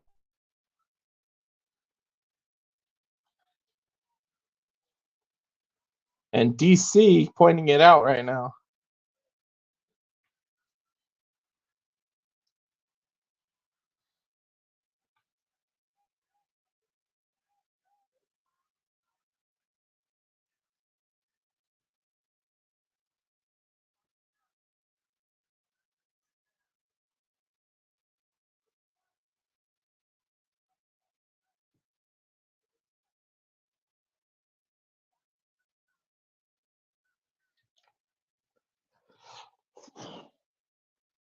Royval still underneath.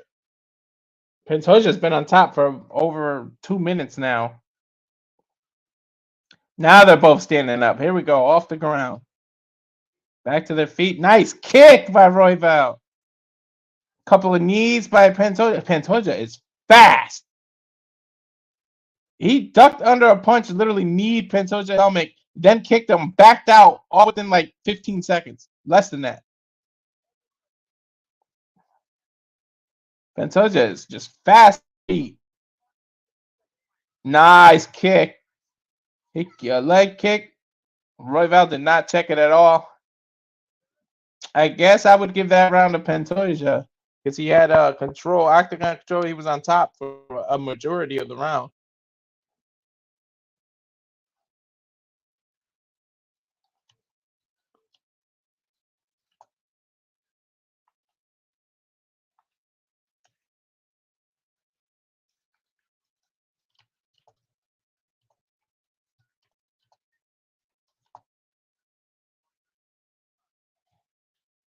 They're getting some advice from the corner. Pantoja's corner is just telling him, keep doing what you're doing. Be on top. Get aggressive.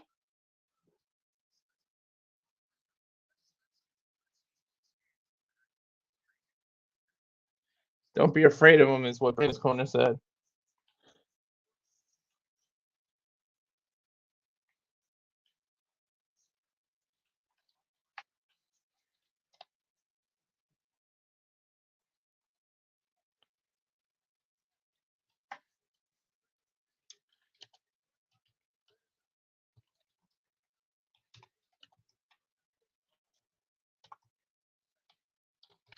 Woo, woo, woo. Pantoja came out of the corner on fire, kicking, punching. He wants this match. He wants to prove he's a legit champion. Some people think he didn't beat Brandon Moreno. I personally think he did. But already going for a shoot. Nice. Oh, nice knee to the stomach. It took the wind right out of Royval.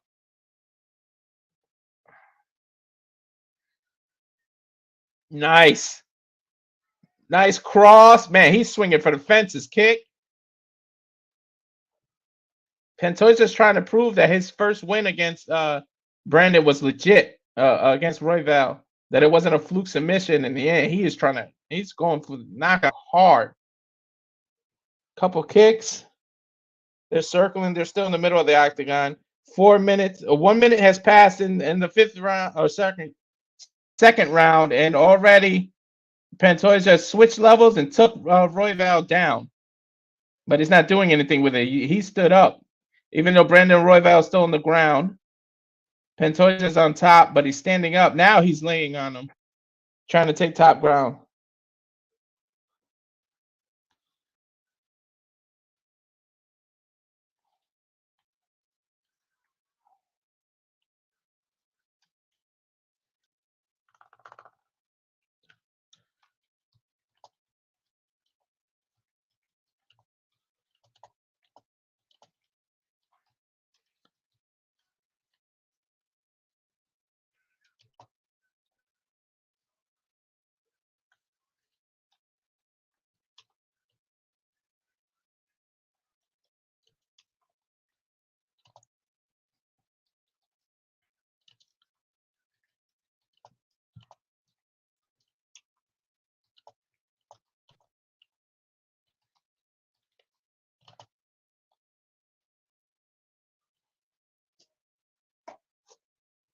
Pantoja's just satisfied being on top. Brandon, he just can't. It's funny. I talked about how muscular he is on the bottom. He just can't wrestle Pantoja off of him. He's doing some punches to the ear from the bottom. I don't know what's going on. Pantoja's just content just laying on him. He's not even fighting for position. He's literally laying on him. His fist across his chin, but not in a punch. It's just he's trying to, I guess, do wrist control. Or trying to get to a side mount. He might turn this into a Darth choke. That's what it looks like he's setting up. If he can get his left arm over Royval's left shoulder and towards the ear, he can get the Darth choke because he's already got his right arm underneath the neck of Royval. So I think he's trying to sit his neck up while he's doing the Darth choke from the side, but Brandon Royval is not letting him. Nice punches from the bottom by Royval. Pantoja is safe from any kind of triangle or anything. He's got his head right under his chin.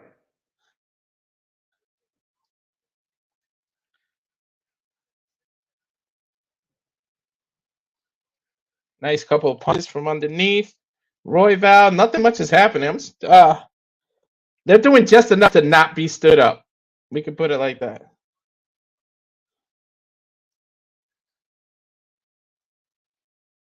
Now Pantoja is attacking. Now he's just trying to get in his wind. Now he stood up. Now he jumped back on top of him. Now he let Brandon stand up. So now they're both back on the feet. Crowd is cheering. Whoa! Nice. He hit him with an uppercut that rocked Brandon Royval. He kind of did the that little dance you do when you're about to get knocked out, but he recovered quick. He was on chicken legs. Oh, nice kick. Now Brandon kicked Pantoja, but Pantoja went. He took the kick pretty well in the shot again. Took him down. Back to side control for Pantoja. They're back on the ground. 20 seconds left for 2 of a flyweight match. 2 of 5.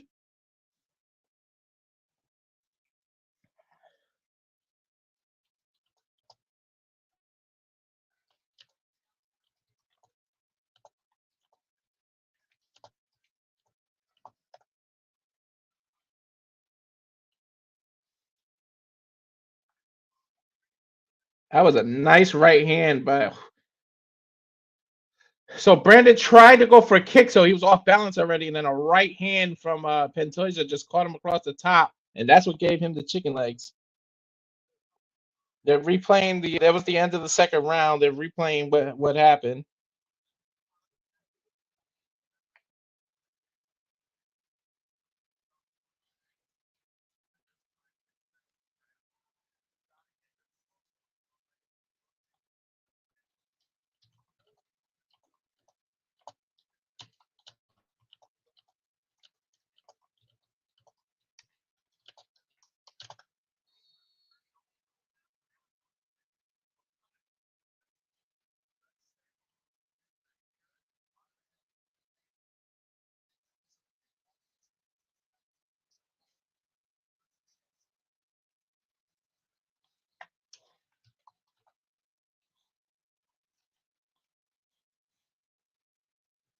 Here we go, beginning of round number 3.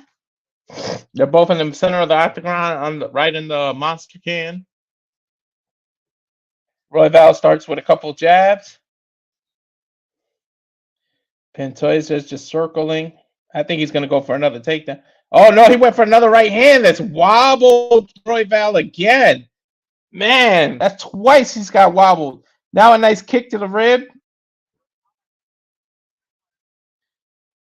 Pantoja went right for the takedown. Boom, he's just wrestling. Nice elbows from the bottom by Royval. Pantoja is definitely dominating this fight right now. Now he's taking him down again. He's hugging him on the waist, trying to gain side control.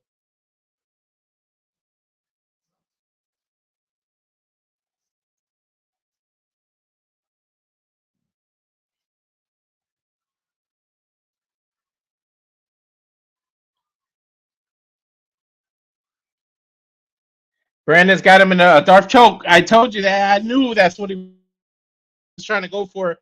But now Brandon made it worse. He turned to a side, which can turn into a rear naked choke. You can't do that with a Brazilian Jiu-Jitsu on your back. He slipped Pantoja off, and now Brandon Royval is on top, and they both stand up. Okay, I said that was a mistake, but I guess it wasn't. He slipped them off the back. It's harder to get submissions in the 3rd, 4th, and 5th round because of the sweating. Both on their feet now. 3 minutes, 23 seconds left to go. Round number 3 of this flyweight title bout. Again, you're watching UFC 296 Watch Along, the Rage of Wrestling YouTube channel, also on Twitter and Facebook. Thank you for those who are watching. Nice kick by Pantoja. Pantoja and now they're both engaged.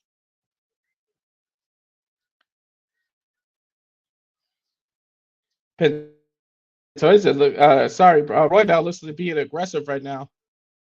He's trying to back Pantoja down. He knows he's behind on points. He lost the 2 rounds pretty handily.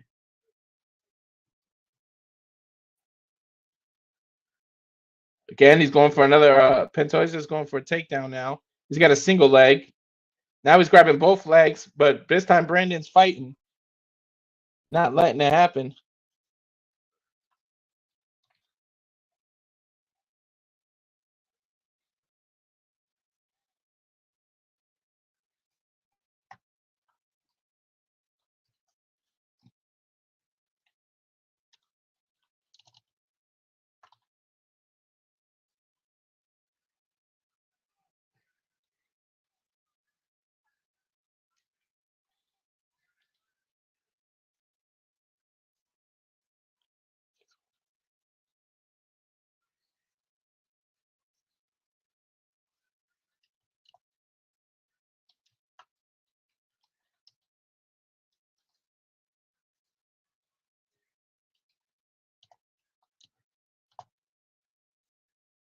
Pushing each other now, fighting for jockeying for position. Back to the center of the octagon, a couple jabs. Ooh, Brandon with a nice jab as he caught Pantoja. Pantoja was going to shoot, and he caught him with a jab, and it just like stood him back up while he was down. Pantoja looked like he wasted all his energy in the first 2 rounds. He's kind of giving this round away to kind of recover. He looks pretty tired. He's breathing kind of heavy. He shot with so much energy. Now Brandon Royval is hitting him with jabs, and he is catching him. Nice knee to the sternum. And right as I said that, Pantoja caught a second win and goes for a shoot. Single leg takedown. Got it. Brandon's fighting for position, trying to grab an arm bar from the bottom or a Kimura. Pantoja flattened out while he's on top. Yeah, he's doing this just to rest. It looked like he's out of breath.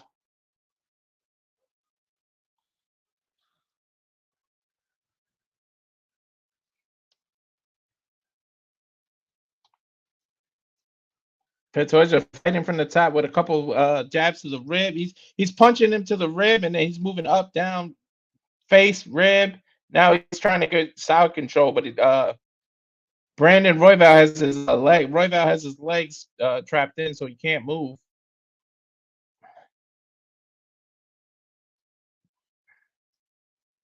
Now it looks like he's setting up that Darth choke. Nope, he slipped out of it.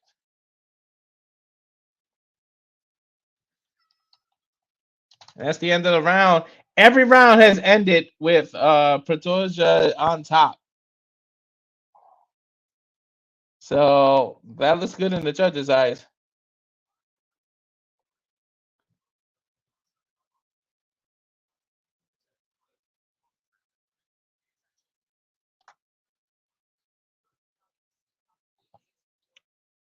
Getting the corner advice here.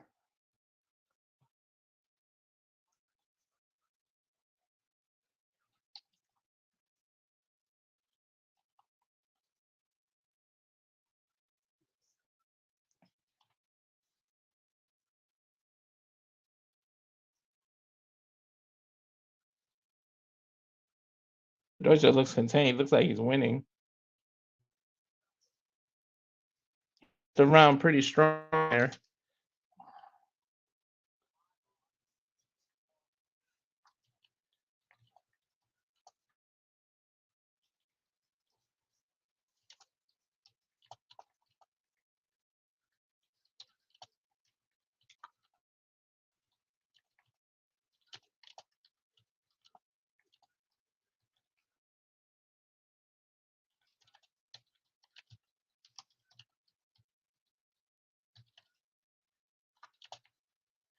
Immediately started round 4.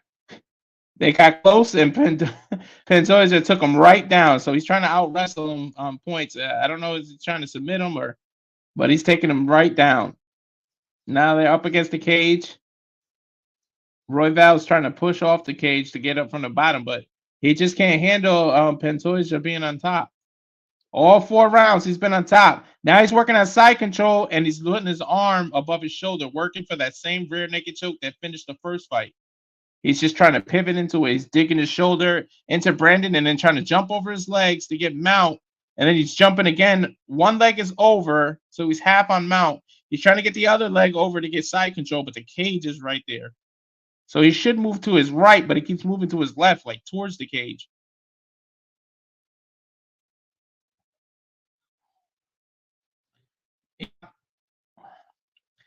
Wrestling, fighting. They're fighting for wrist control right now.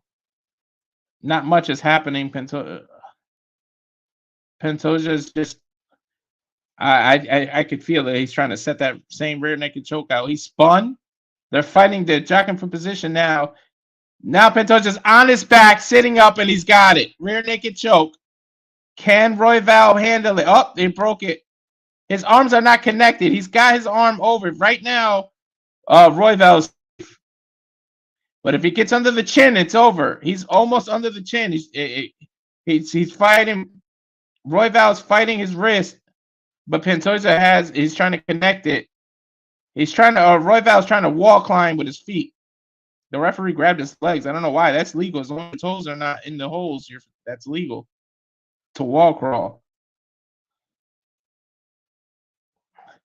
Pantoja released. He's not. All right. Now Royval is safe. They're still fighting for a wrist control. He's on his back. They're laying on each other. Royval's back is on Pantoja's stomach, and they're still fighting for that. He's wall crawling again, but he just won't. He can't get him off. He's trying to flip over to reverse it, but Pantoja's just too slick. That Brazilian jiu-jitsu. He's working the neck again. Nice roll. Royval's trying to roll out of it, but Pantoja just stuck. He is gripping him. He's like a dog. He is not letting go. Now he's working the chin again. He's almost got it. He's got it.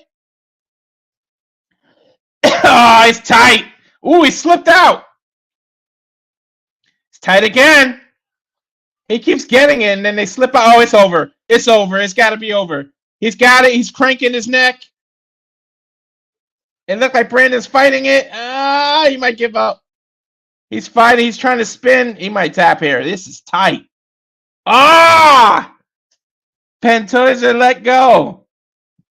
It looked like he let go to readjust, and then Royval took advantage and moved. And then now he's turning over. And Pantoja puts him right back in the same position. He is working for this rear naked choke. And Royval's tired.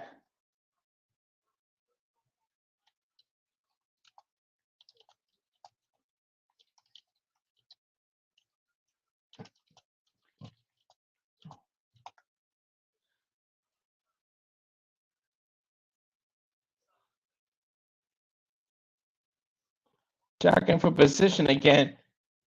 Pantoja had this lock twice. I don't know how Royval slipped out. He had the rear naked choke twice or 3 times. Now Brandon's punching from the top behind him, hitting Pantoja in the face. We got 43 seconds left. Round number 4, championship rounds. Flyweight title match. He's turning. He might go for a neck crank. Now he's trying to get on top mount. He's no longer on his back. Nice. Royval finally flipped it. Now Royval's on top and pounding. Pounding Pantoja. Pounding. Nice elbows. 17 seconds. Oh, ground and pound. Leg lock. He tried to get it, turned his body, and turned it into a leg lock. Nice submissions. And then Royval's out. 3, 2, 1. And final 5th and final round championship fight. Man, Brandon fought Brandon looks strong at the end, but he spent so much time on his back. He's losing all 4 rounds.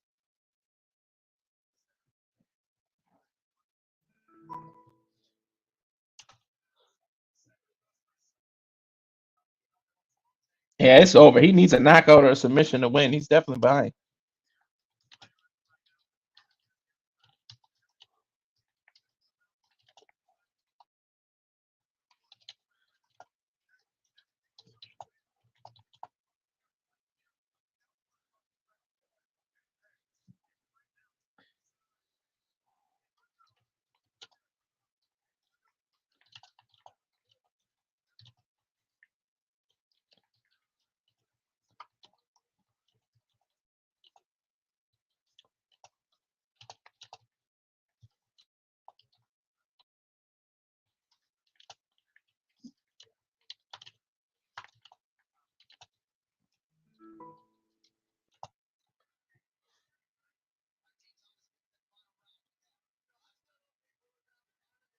Their fifth round has started. Ooh, nice jabs. Royval's working. He knows he has to get a knockout. He is trying hard. Nice jab setup. He's swinging from the fences. Pantoja's just taking. He is tired. Royval's going for it though. He wants it. He wants this title. This is what a fifth round of a championship bout should look like. He is going for it. And Pantoja just saying, come on, taking it. Brandon's trying to this fifth. He's trying to knock his ass out. Nice leg kick. Pantoja is exhausted. Nice upper. Royval is rocking Pantoja right now. Oh, he's exhausted. He can barely take these punches. Leg kick by Pantoja, but he completely missed. He's just throwing it out of desperation. He is exhausted. He's got him in a the Muay Thai clinch with his head down. He's trying to go for a knee, but he let go. Nice elbow by Brandon Royval. Oh, he's going after it. Uppercut, spinning back fist, but he missed. Both of them look exhausted. Nice jab.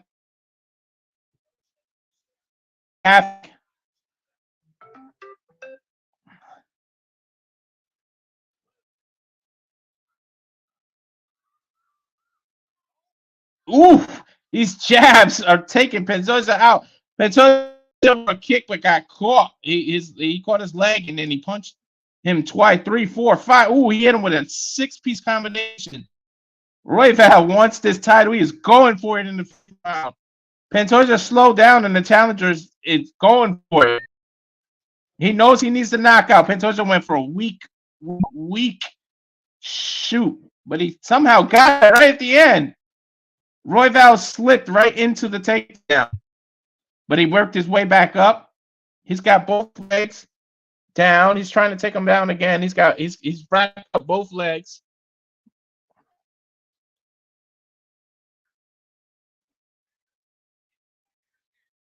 Now he's on top. There's 2 minutes and 14 seconds left. Back on top. Pantoja's lucky he got that takedown because Brandon Royval was trying to knock him out. He's going for a Kimura. Right now, they're both sweaty, slippery. It's the fifth round. He's playing it safe. He's just leaning on him. He's top.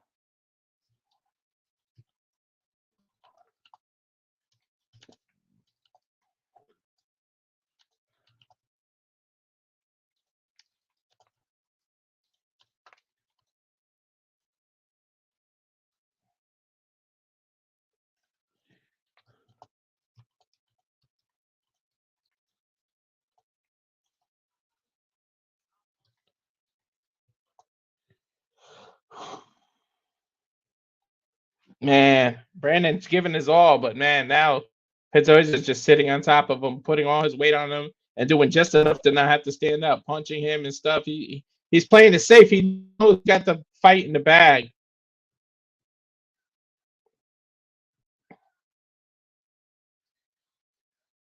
Now he's trying to set up a triangle, but he can't lift his legs up. He's struggling to get up. He's trying to get up, but Pantoja's just too strong while he's on top.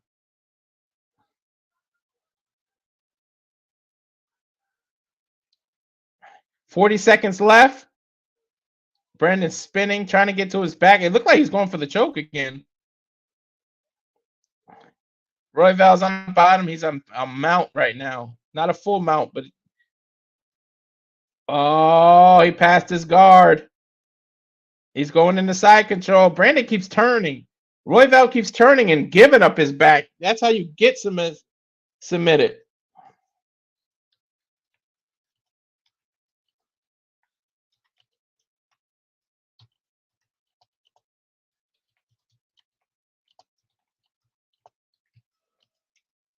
And that's the end of the buzzer. And again, 4 out of 5 rounds, he ends up on top. Alexandre. That was an easy title to. Well, let me not say easy, but he definitely won 4 out of those 5 rounds.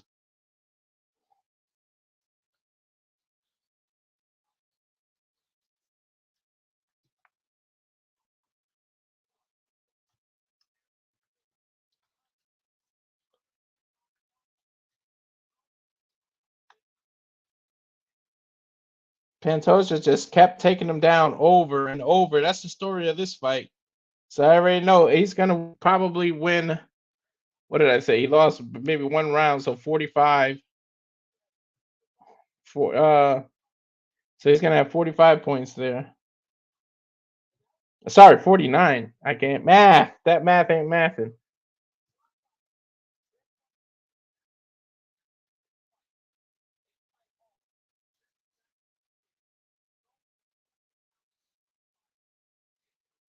It's showing replays and highlights of the fight. It was just takedown at the takedown for Pantoja. Brandon is exhausted. He hasn't even gotten up. He's just sitting in the corner. He knows he lost.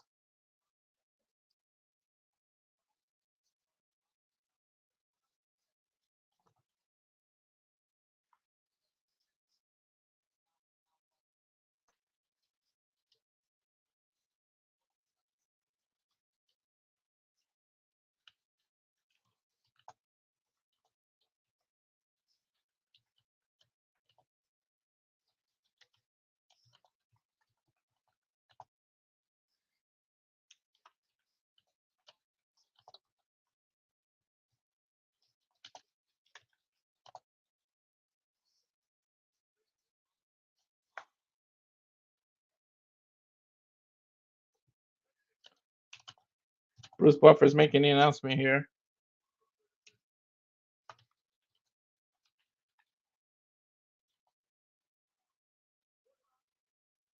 50-45 on most of the cards, so he won all 5 rounds. Only one card was different. Still UFC undisputed UFC flyweight champion. Let's hear the Joe Rogan interview as Dana White just wrapped the belt around him.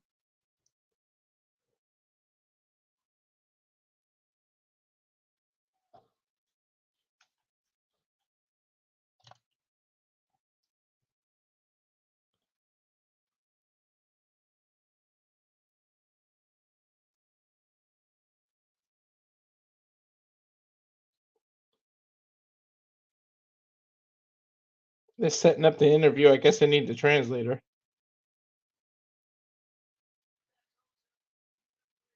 Oh, there is no translator. I guess he speaks English. Says your first title defense. I know it's important to you. Describe what happened. What he's just doing the thing where they don't answer. He said, "Thank you, UFC. Thank you, Dana." They never directly answer Joe Rogan's questions.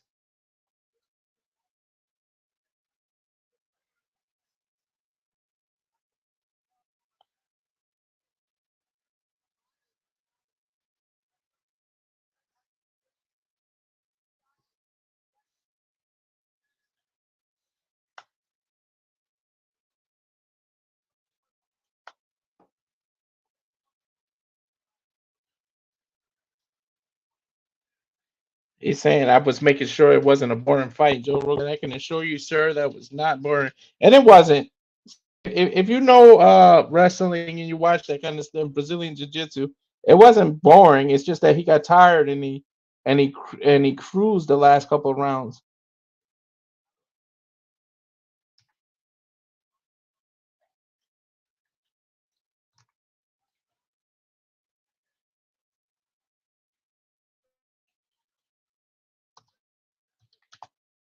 He's asking what's next, and he said whatever UFC wants to send my way. So he's willing to fight any challenger.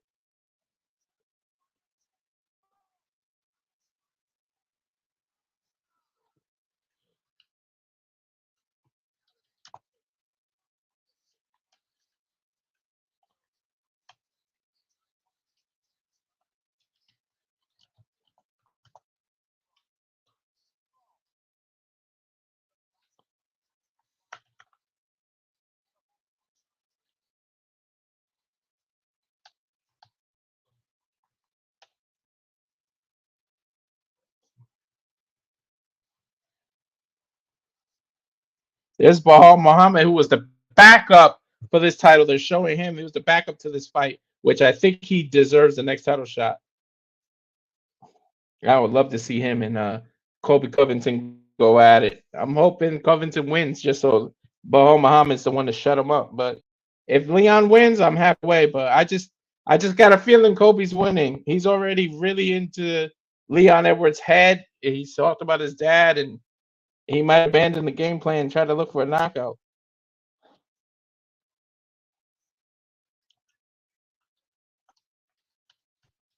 They're showing the final octagon shot of the night, camera shot. The locker room, where they show what the fighters are doing in the locker room as they're warming up before the main event. Again, with the video packages.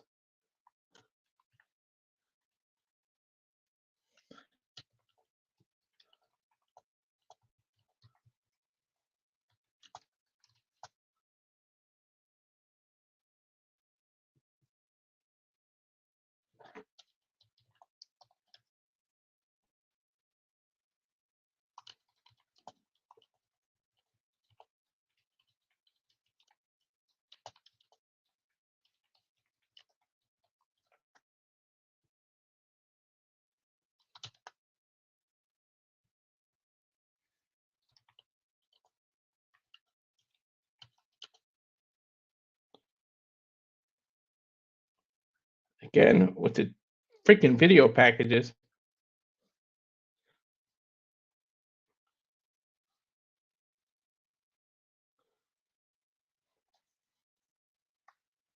Again, feed. You pay $70 to watch a pay-per-view, and the feed messes up.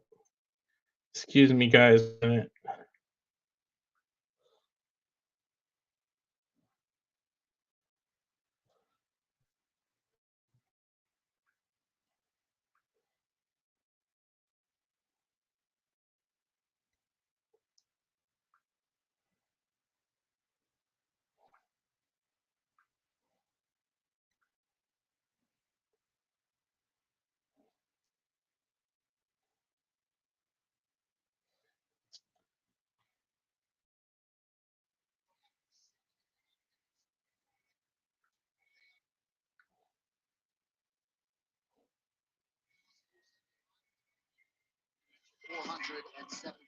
Now they're showing the tail of the tape for, well, not the tail of the tape, but Leon Edwards' tail of the tape. Just now there's a tail of the tape. Colby Covington, Leon Edwards, UFC welterweight championship, 170 pounds, the main event.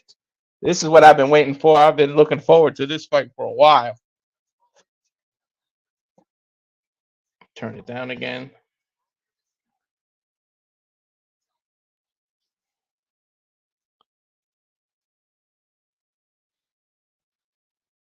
And they shoot to another video package, souping up Edward. Edward versus Usman, the third one where he fought, where he defended the title in England for the second time against Kamaru Usman, which I actually think he lost the fight, but that's my personal opinion.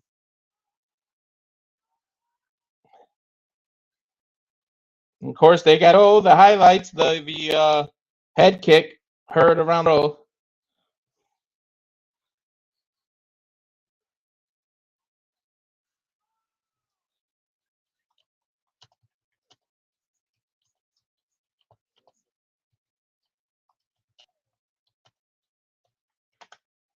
Of course, this stupid video package. Like, why are they showing so many video packages?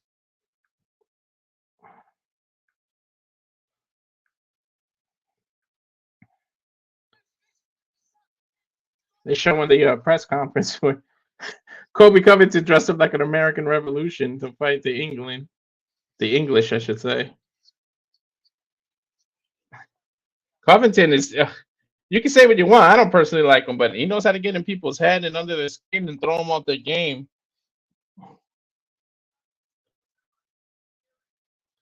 As we get a comment from Darren G, if we had heard of Sean Strickland beating another audience, I didn't hear about that at all. They didn't mention it during the pay-per-view. And I'm not on Twitter or anything. I'm live streaming Twitter, but I'm not physically on Twitter. It's showing Kobe Covington highlights where he beat Jorge Masvidal. Pretty much, I think Usman's the only person that beat Kobe. He beat everybody else that was in front of him.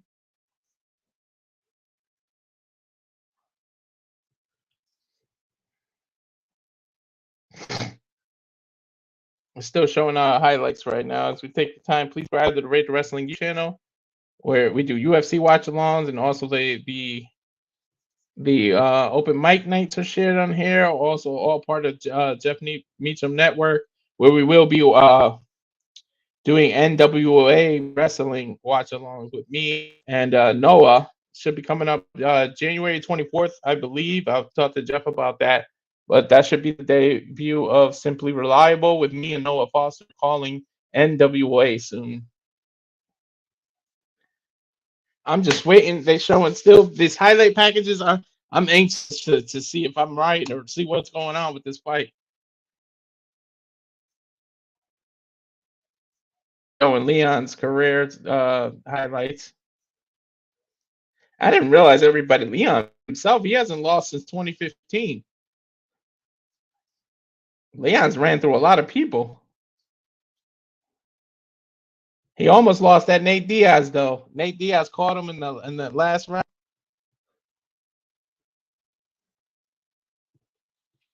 Right, here we go. Kobe Covington, who comes out to, if you're familiar with the WWE, he comes out to the Kurt Angle song. Also, first it was the Patriots song. But that's how Kobe Covington comes out. He comes out to the din, din, din, din, din, and then he runs out. Of course, he's got to hug Donald Trump.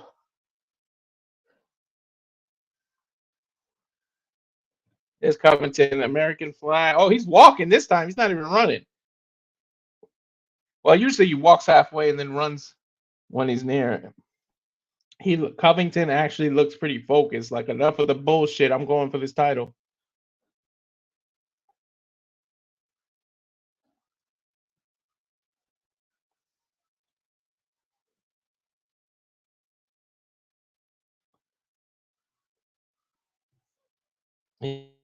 He's still walking though.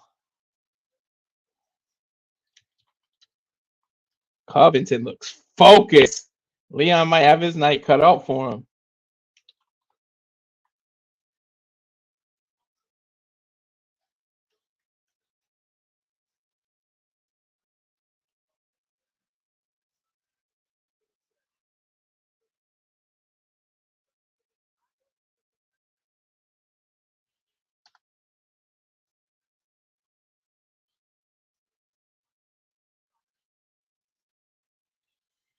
He's made his fight to the.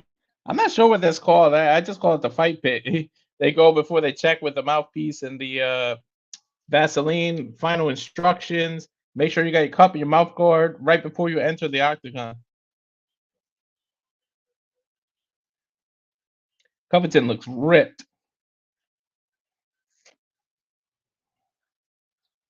Leon definitely has his work cut out for him.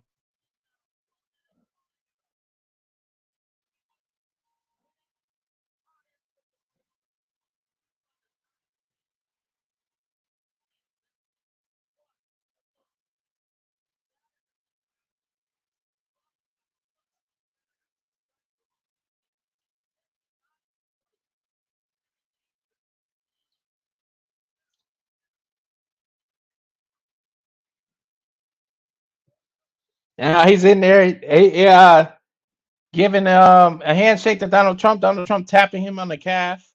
So Donald Trump is right next to Dana at Octagon side.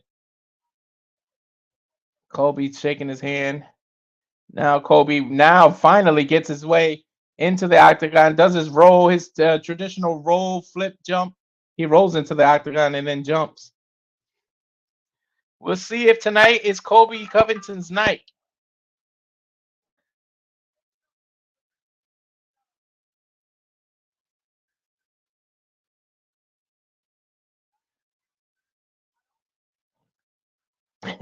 DC saying Kobe talks a lot, but now you got to live up to what you talk.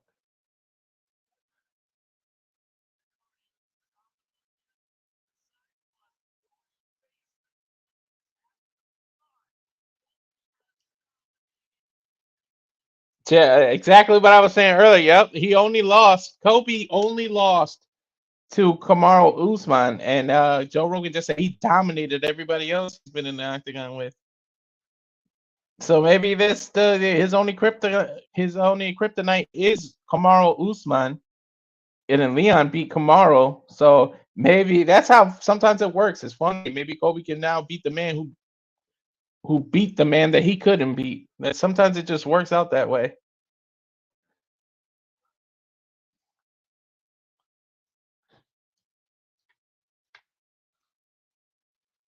As we get Leon now, the lights just went out, so Leon can start making his way up.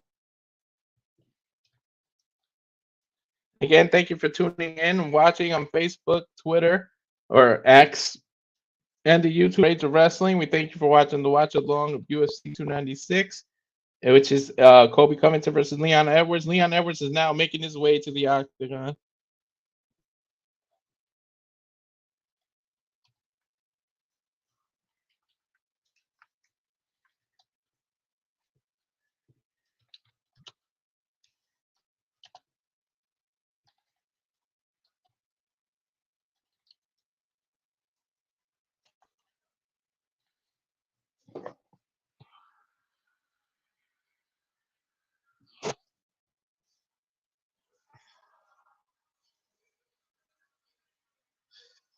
I really can't hear what Leon's entrance music is. I don't want it turned up to where they flagged the video. No copyright. No copyright, as Noah always says.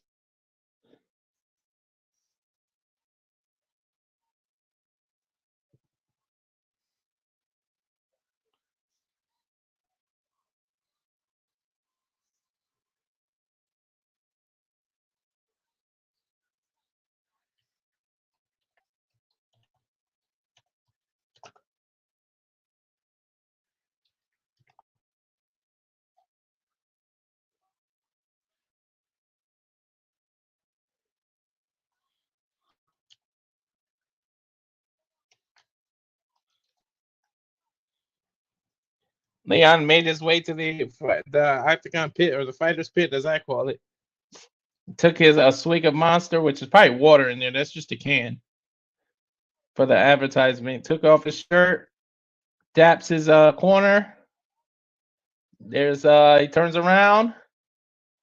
There's a Vaseline on his face. Smiles. He does the mouthpiece. Slaps the cup.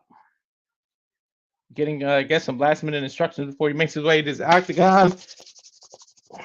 Woo!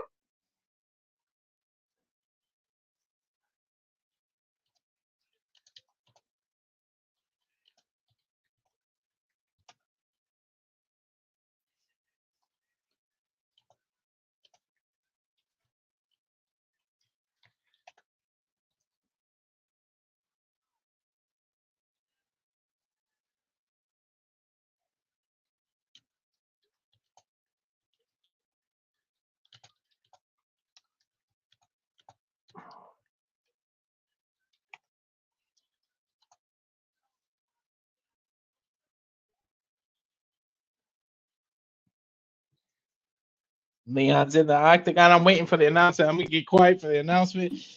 I cannot wait for this fight.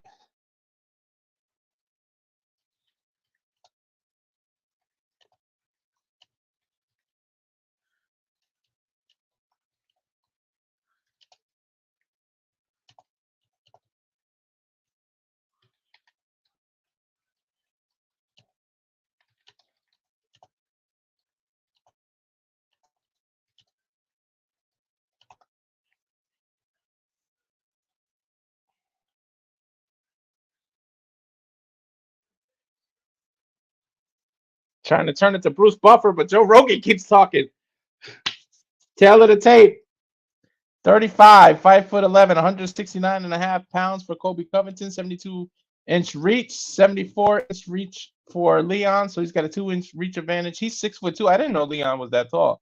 6'2", 170 pounds, and he's 32, the younger of the two.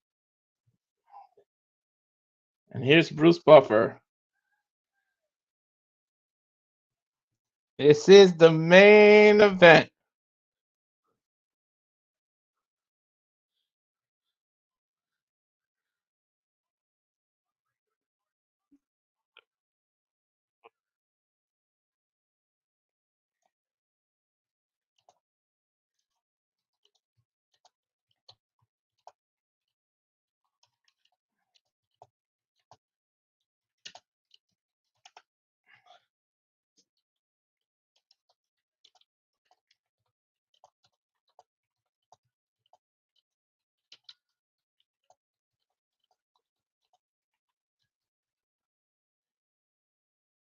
They're introducing, of course, the challenger first, Colby Covington.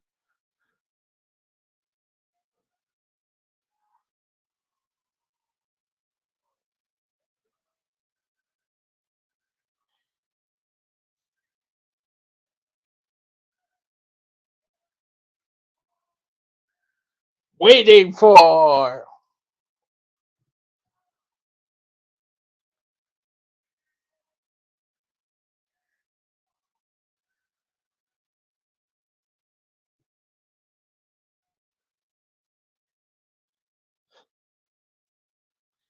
We know Darren G's going for. I really think Kobe's winning. I actually, when you say something, but you hope you're wrong. I'm wrong. I hope Leon beats Kobe ass. But I just got the feeling that Kobe's gonna win. He threw Leon off his game with the way he talked about his dad. Everything he did is just under Leon's skin. Leon don't even look calm right now. He look anxious and pissed off. He might throw his game away now. He's gonna throw away the game plan, go into attack, and Kobe can take control. I hope I'm wrong though. I hope Leon knocks his ass out.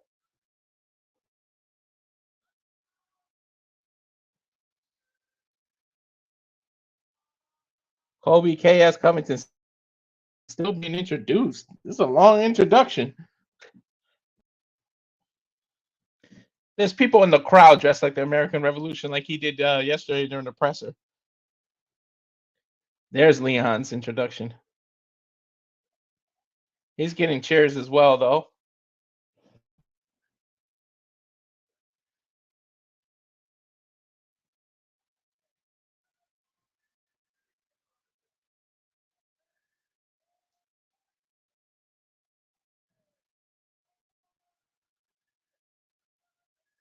Reigning, defending, undisputed UFC welterweight champion of the world.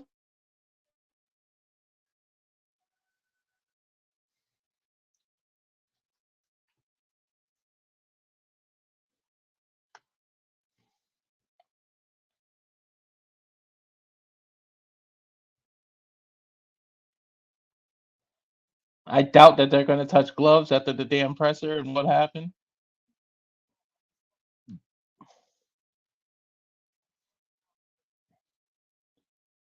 Nope.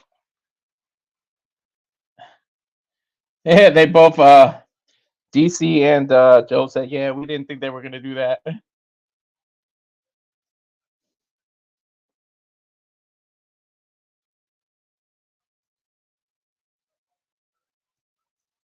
Here we go, round one. The center is doing anything, they're just ducking. Kobe with a head kick. Kobe threw a head kick at Leon. Just a warning. Leon hasn't thrown one shot yet. They're just bouncing around. Kobe with a couple kicks. Now Leon did a front kick, but he missed. Couple jabs by Leon, but it's missing. They're just filling each other out. So maybe I was wrong. Maybe Leon won't go into a blitz and just try to knock him out and abandon his plan because it looks like he's not rushing.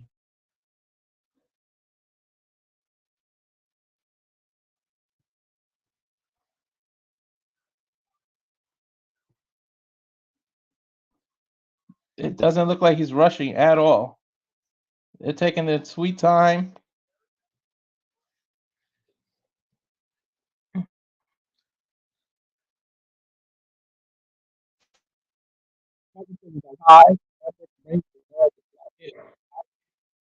A couple jabs, left jabs.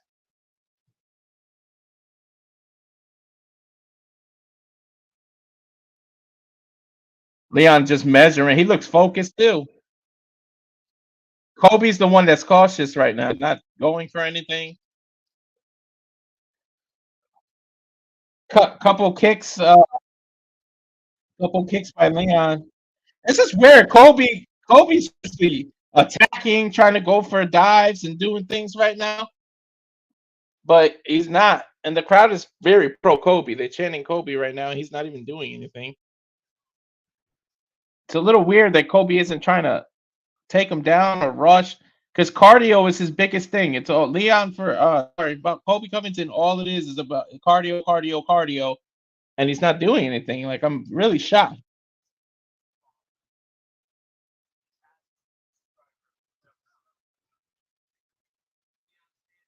Leon with a couple counter shots. They're not doing much. They're not swinging much.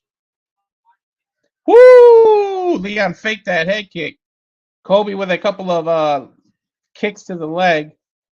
Couple jabs now, Colby. Now they're starting to swing. Both using their boxing.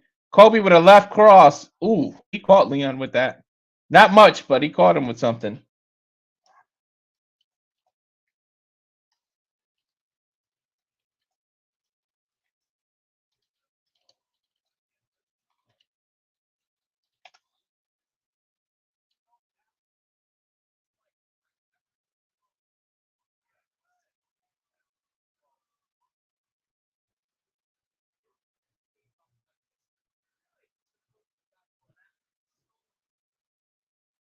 Again, you're watching the Rage Wrestling YouTube channel for UFC 296 Watch Along. Thank you for people watching on Twitter and on Facebook. On X. It's still Twitter to me, even though there's a big X on it. Couple of jabs by Leon. Colby didn't really shoot, but he changed levels. Grabbed Leon's leg just to let him know I'm here. I can wrestle.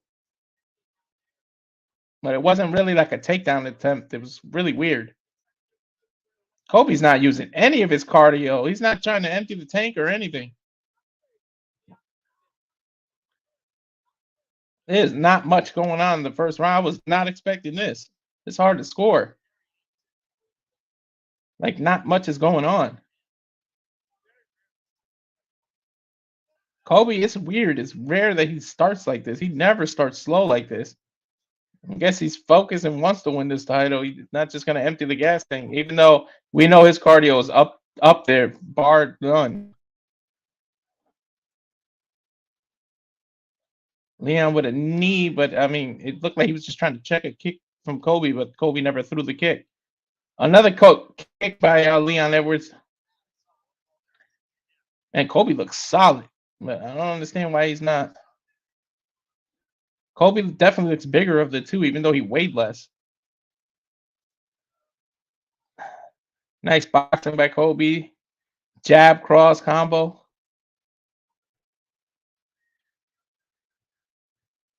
Couple feints by Colby. It looked like Colby's trying to lure Leon into a false sense of security and land a counter shot. That's what it looks like he's trying to do. Because he's not really. It looks more like he's setting stuff up instead of like just going for the go.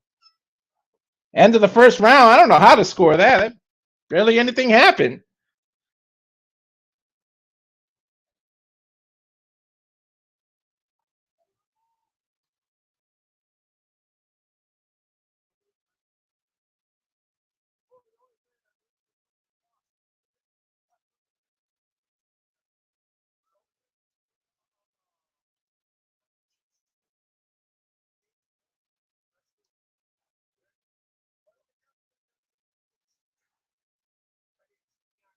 Leon with a nice. Oh, woo! I didn't even see that left cross to the ear. He hit Colby right in the cauliflower ear, right in the left, in Colby's right ear, but it was a left hook. Colby just smiled, took it, and smiled. A little bit of acknowledgement that you got me a little. Leon, he didn't even sit down. He was standing up. He might be a little anxious. I don't know how you score that first round. I guess Leon won because of that punch right there, but it's a weird round and like not much happened. All right, here we go. Round two. Colby starts off with two kicks to the midsection, but he missed one and hit the other. Leon orthodox stance. He's pressuring. Leon is pressuring Colby. It's usually the other way around. Colby's chasing you around the octagon, pressuring you. It's a little weird. They're trying to counterpunch each other. Colby with a jab. He missed, and then Leon tried to counter with a cross, but he missed also.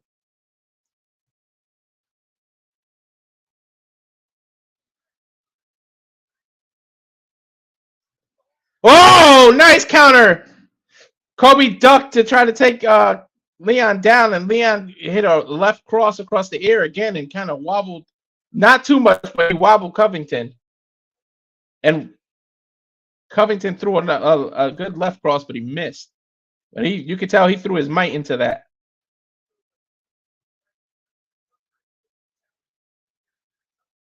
Try to do a front kick. Leon with an uppercut to the body, or sorry, a body blow. Leon keeps lifting his knee up, trying to block whatever Covington. I think he's trying to force Covington to shoot so he can counter with an uppercut. Whenever somebody shoots on you, you want to counter with an uppercut and send them back up. Nice front kick by Kobe, answered by Leon. Couple kicks. Now they're engaging a little more. Now Leon looks like he's kicking a little more.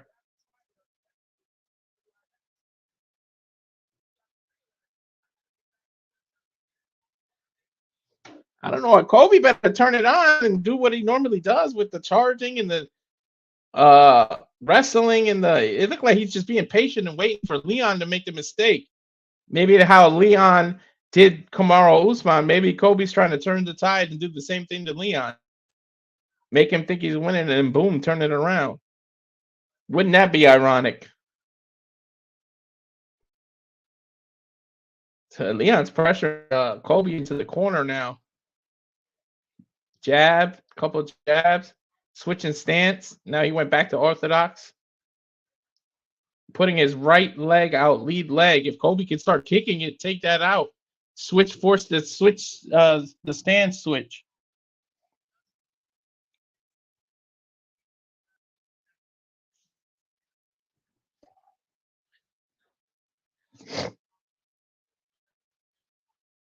Couple feints, couple jabs to the body by Leon.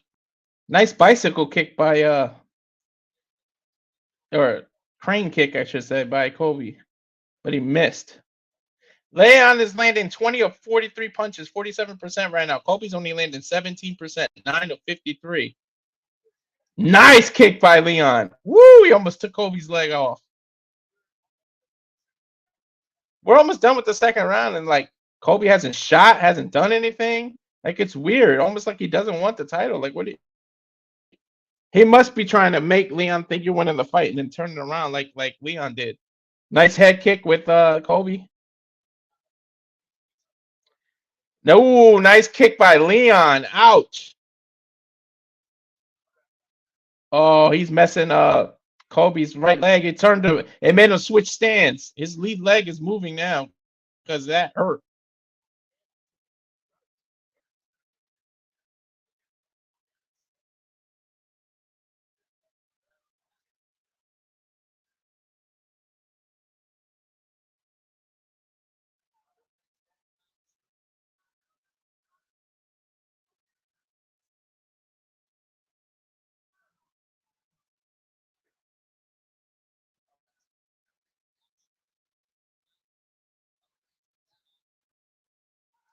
They're not doing much now. They're just fainting a lot. Leon, oh my God, 10 of 12 of Leon's kicks, 83% he's landed.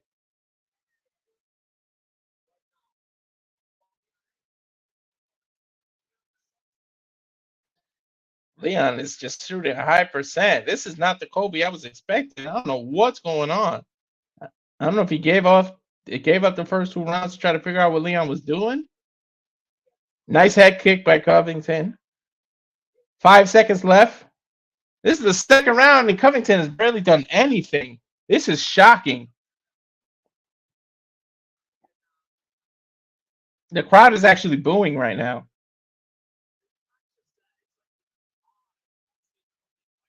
I don't know if Covington hurt himself during practice in a minute, but it's like odd. The way he's fighting is really awkward. Trying to hear what his corner is saying. He's saying he's not throwing something. You got to do the hook, and now you got to duck and get out of the way. His face is there. They're showing the replay of that kick, man. Oof. Right on the thigh, right on the outer thigh of Kobe, and then another kick in the rib. I guess you got to get both rounds just because he's the champ. Like, they didn't do much, but I mean, these few hits that he did almost take Covington off his feet, off his leg. That power kick. Leon's barely sweating though. Covington isn't either. No shooting. There we go. Covington tried to go for a shoot, but Leon countered. Now a nice kick to the thigh. Nice kick by Covington now. Here we go. Now Covington's engaging.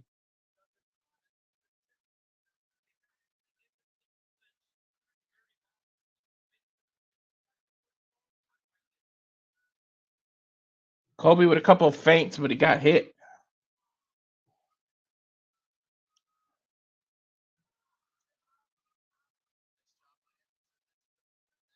Edwards defending everything Kobe's shooting. Kobe's like 16% right now with his punches. He's swinging wide. Kobe came in and swung wide. If Leon would have countered that, he would have went down. You can't swing that wide open. Another huge leg kick by Leon Edwards. He's taking Kobe's legs out. Kobe can feel that. He's kind of limping a little. Now he switched a little. Now he went back to orthodox. But yeah, Leon's attacking that lead leg.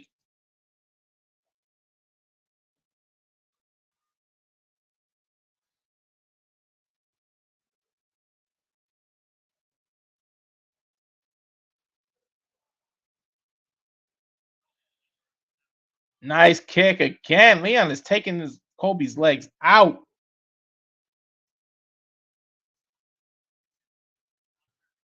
There we go. Nice combo by Covington. Cross uppercut. Now he's shot. Now he's got a deep two leg, but Leon is fighting it. Leon is nice defense. Leon leaned forward and ended up on top, but Covington flipped it over. He's pulling Leon's legs. Now he's on top. Leon's on both arms. There's the takedown. Covington got his takedown. Now Covington's working. Couple punches to the ribs. Covington is on top after that takedown. That might have won him the round there because not much was happening. Leon's fighting to get up. Leon got up. Leon got up quick. And a head kick. But Covington blocked it. Crowd cheering. And now Leon shoots on Covington. Covington countering.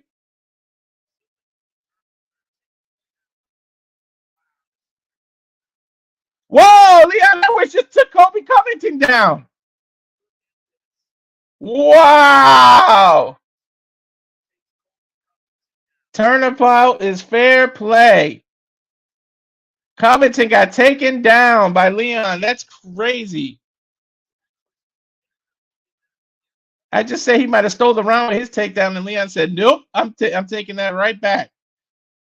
Now they're both up, a couple kicks, but Covington backed up out of range, so he made a miss.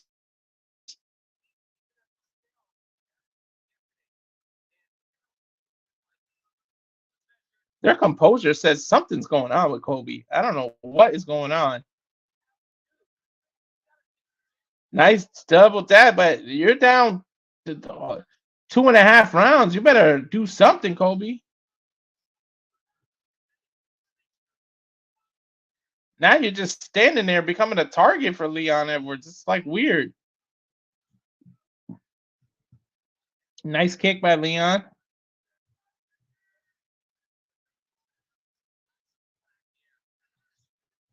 It just said that this might be Covington's last title shot. Yeah, you better fight like it is.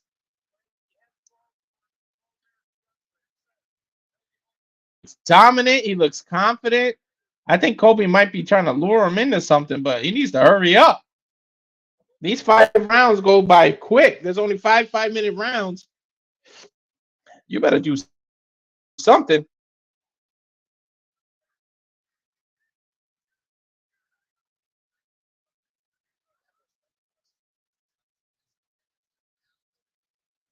Abs by Leon.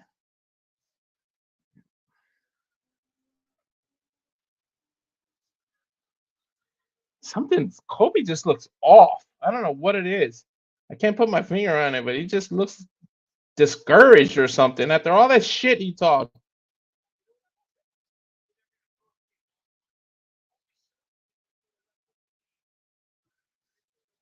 Something's going on. I'm not sure.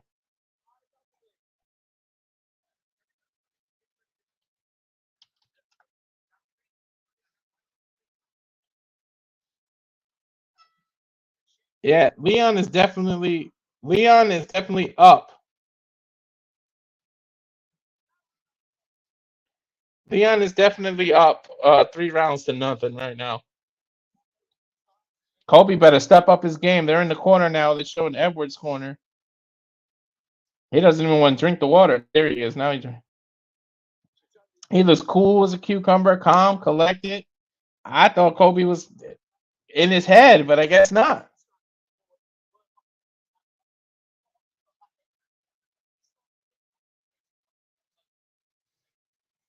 It's really awkward the way Kobe's fighting. Like he usually just all cardio, attacking, leading, and it's all Leon. I can't believe Leon took. They're showing the takedown return. The not the takedown that Leon got on Kobe.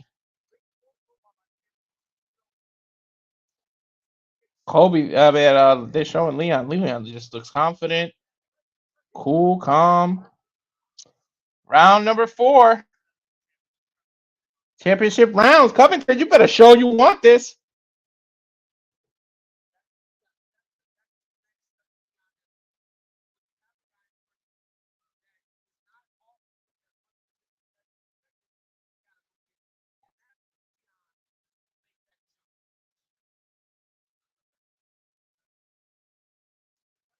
No, another leg kick on. He is chomping at that leg. Something's going on with Kobe's leg now. Like Kobe's trying to take another, trying to shoot, but Leon defending.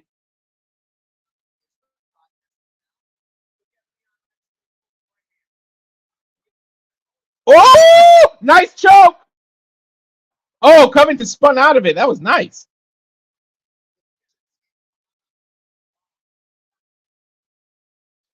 Leon, check that kick. I mean, sorry, Covington, check that kick.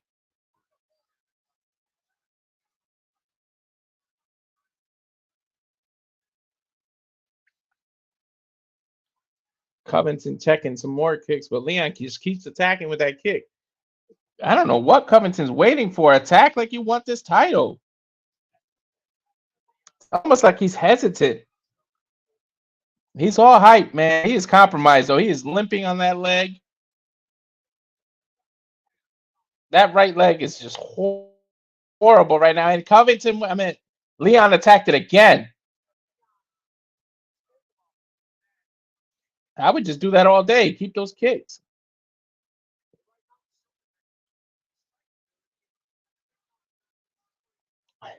Leon's basically got a stationary target. Kobe's just standing in front of him with a hurt leg. Take it out. It is bruised. It is purple.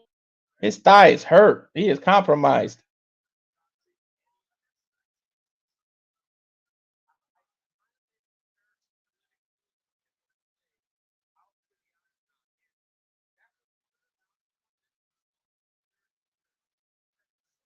Now Kobe's shooting. Couple of jabs. He used the jab to enter and then he shot.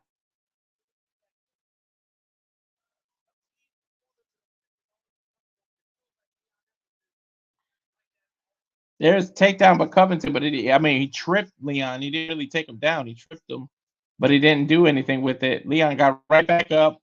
Covington's got both legs, wide stance, trying to take him down. Man, his leg is bruised. Edwards is 6 out of 7 on his takedown defenses, 86%. Kobe's got a single leg now. Ooh, he's discouraged, man. Leon keeps defending those takedowns. I think that was an eye poke. And it is Herb Deeb, the referee, by the way.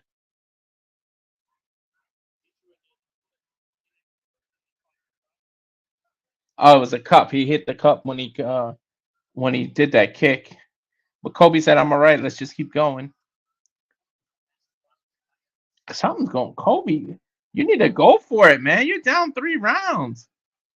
No, I don't like the guy, but geez. Ooh, there you go. Nah, he's going straight down the middle with good punches. Leon got rocked a little. Oh, he rocked Leon. Now he's trying to take him down. He's pushing him against the fence. Leon's okay. He quick. He took those two. But man, Kobe's leg is horrible. Look, those kicks. Oh, he's all bruised. It looks like a deep bruise. Oh, for a deep shoot, and Leon reversed. Now Leon's on his back. Oh, Kobe ended up on top. Now Kobe's on Leon's back. Leon immediately leans forward, leaning on his stomach so he can't go for a choke. He's trying to grab his wrist too. He's got wrist control. Yep, he's got Kobe's right wrist. Kobe's trying to punch his way out of it. Leon flipped Kobe off of over his back, and now he's on top of Kobe, and they both get nice crowd cheers. Leon is firing on all cylinders again with the kick to that centered leg. Kobe needs to switch stands now, giving that leg up to Leon.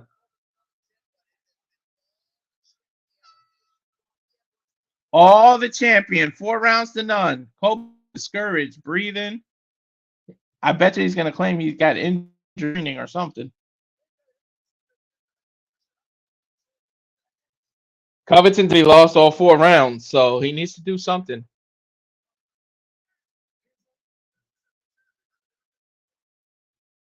He said that give it to us. You got to take it. Excuse me. Yep. All right. Covington's coach is being honest with him. Told him you're losing.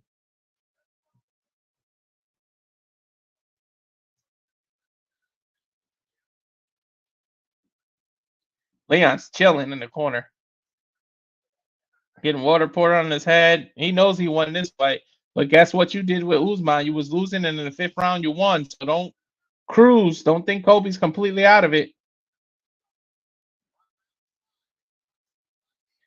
The 5th and final round of an otherwise kind of letdown of a welterweight title fight. It's kind of a letdown. Hopefully something happens.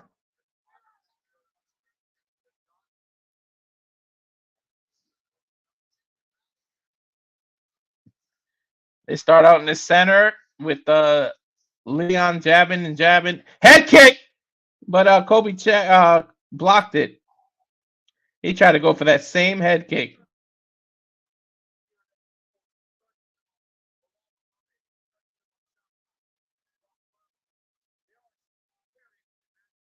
DC's already looking forward to the next opponent, saying Leon needs to pay attention to Belal Muhammad and everything, who I think gets the next title shot. But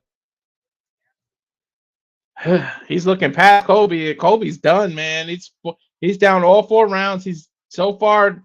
Leon's in control. A minute into this fight, jabbing him, kicking him. So he's already higher scoring on this one. Kobe going for a takedown. Whoa! He slammed Leon hard. Whoa! Now you should have did that earlier. But Leon is against the cage, just working his way back up. Safe from any damage. Kobe isn't doing anything. He's just waist locking him.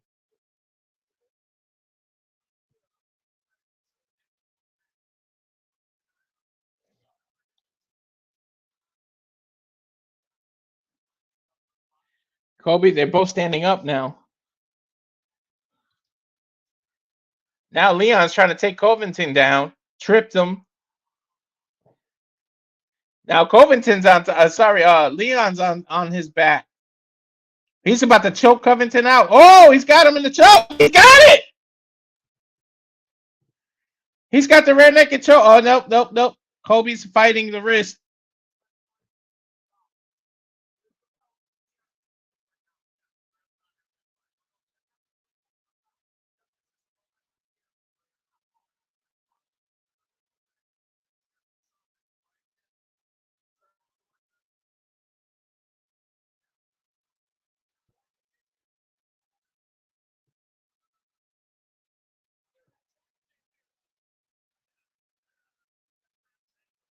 Oh, he's got a triangle, a side triangle by Leon.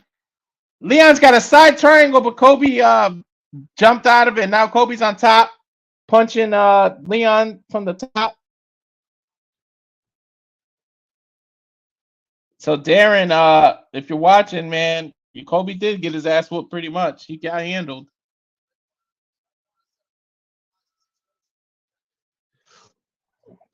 Leon definitely dominated. 50 to 45, man.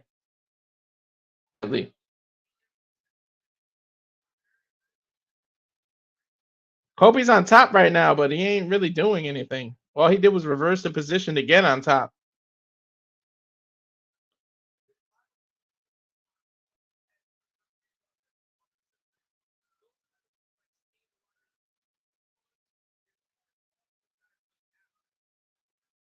This is definitely not the same Covington that fought Kamaru Usman.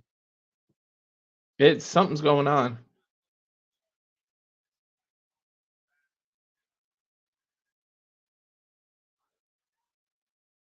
Something's going on, definitely.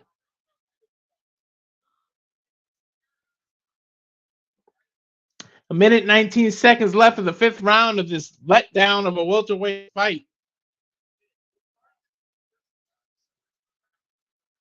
Minute 10. Leon's on the bottom. Kobe's on top. Joe Rogan saying it's a bad look for Leon that Kobe ends the fight on top, but he won the 4 rounds. If he loses one, it's 4 to 1.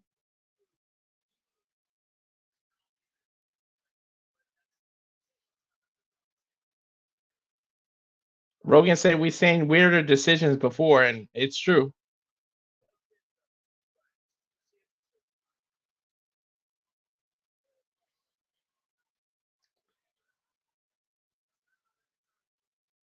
Leon just holding him from the bottom.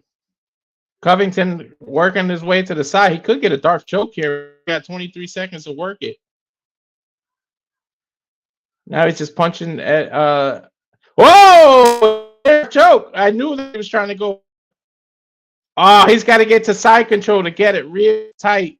Nope, Leon slipped out. 5 seconds left. Kobe lost. Leon Edwards gains his welterweight title.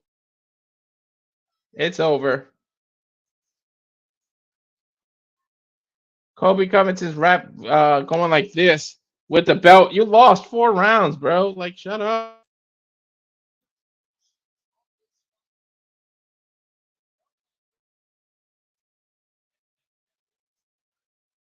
It's over. 50 to 45. No, maybe he got the last round, but that's it.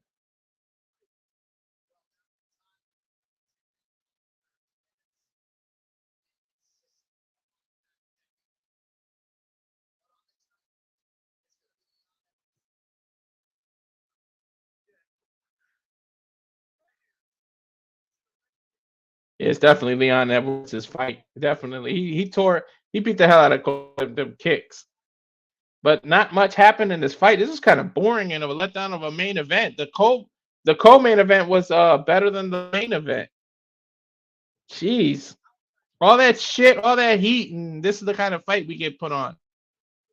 If I was Dana White, I would throw the title. I wouldn't even wrap the title around their waist. Like, I don't know. It was a letdown of a fight for me.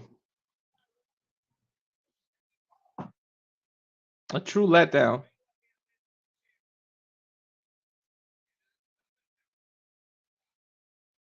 Leon definitely surprised me with his takedowns, but Leon won.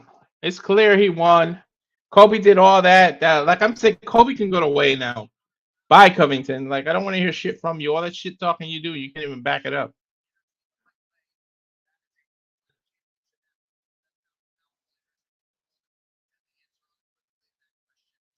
I can't wait to hear his excuse and what the interview says.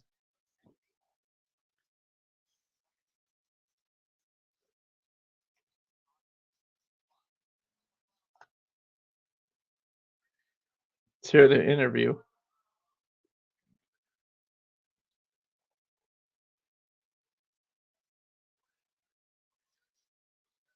$49-46. Leon won on all 3 judges. And still, UFC undisputed. They didn't shake hands or anything either.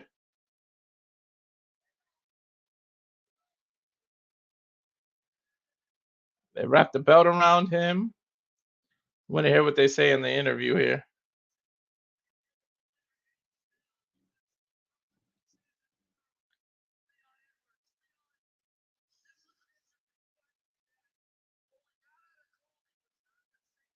This is an interesting fight. What we got out of Kobe was not what we expected. Did you expect any of this?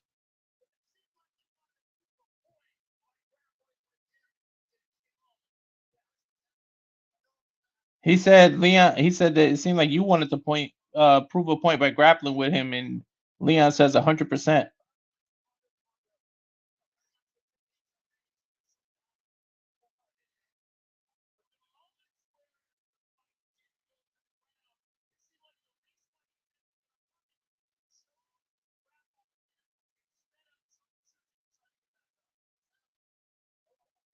He said the only time Kobe ended up on top of you, it seems like it's because you chose to grapple. That's what he told me. He said, "I'm a top martial artist. Put my case, grapple with a grappler, try to dirt stroke him. This is my second title defense. I'm trying to tie the most wins in a row. Let's keep doing what I'm doing." He said this fight is very amusing, very emotional. He used my dad's murder as entertainment, so it took a lot for me to calm down and keep this fight down. Talk to my coaches, talk to my mom. It was tough to keep my emotions in check. Says it's more difficult for you because of the anger. He said 100%. I went to the back crying out of rage. Using my dad, he used my dad's death as entertainment. It still breaks my heart that my dad was murdered and this guy uses his entertainment.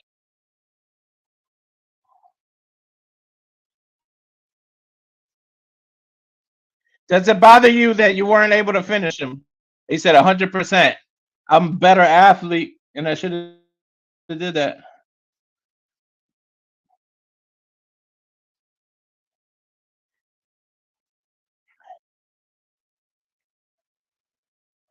He said he's a dirty human being, but a good competitor.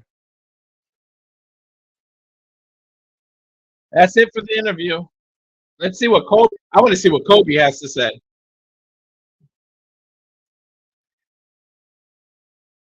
I'm with Kobe Covington. Everybody's booing him. What we thought you had an advantage was your pace, your grappling, and your cardio, but you seem to, in the beginning rounds, not push that pace. Why was that?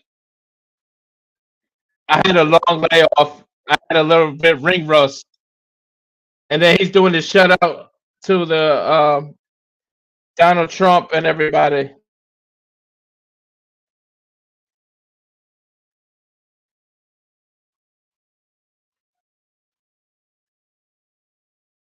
He's screaming about Trump in 2024. What happens to you? This is your third shot at the title. What are you feeling right now? I feel great. It was an easy fight. I don't have a scratch on me. While he's bleeding out of his nose, he says, I don't have a scratch on me.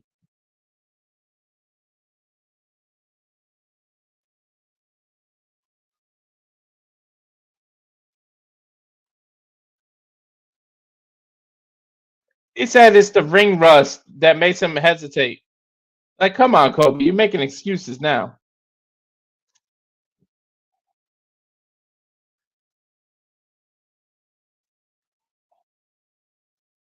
He's blaming it all on ring rust. I made a bad adjustment. I'm gonna learn from this and go back to the drawing board. I've been off for 2 years because people keep fighting me. I've had a 2-year layoff, he said.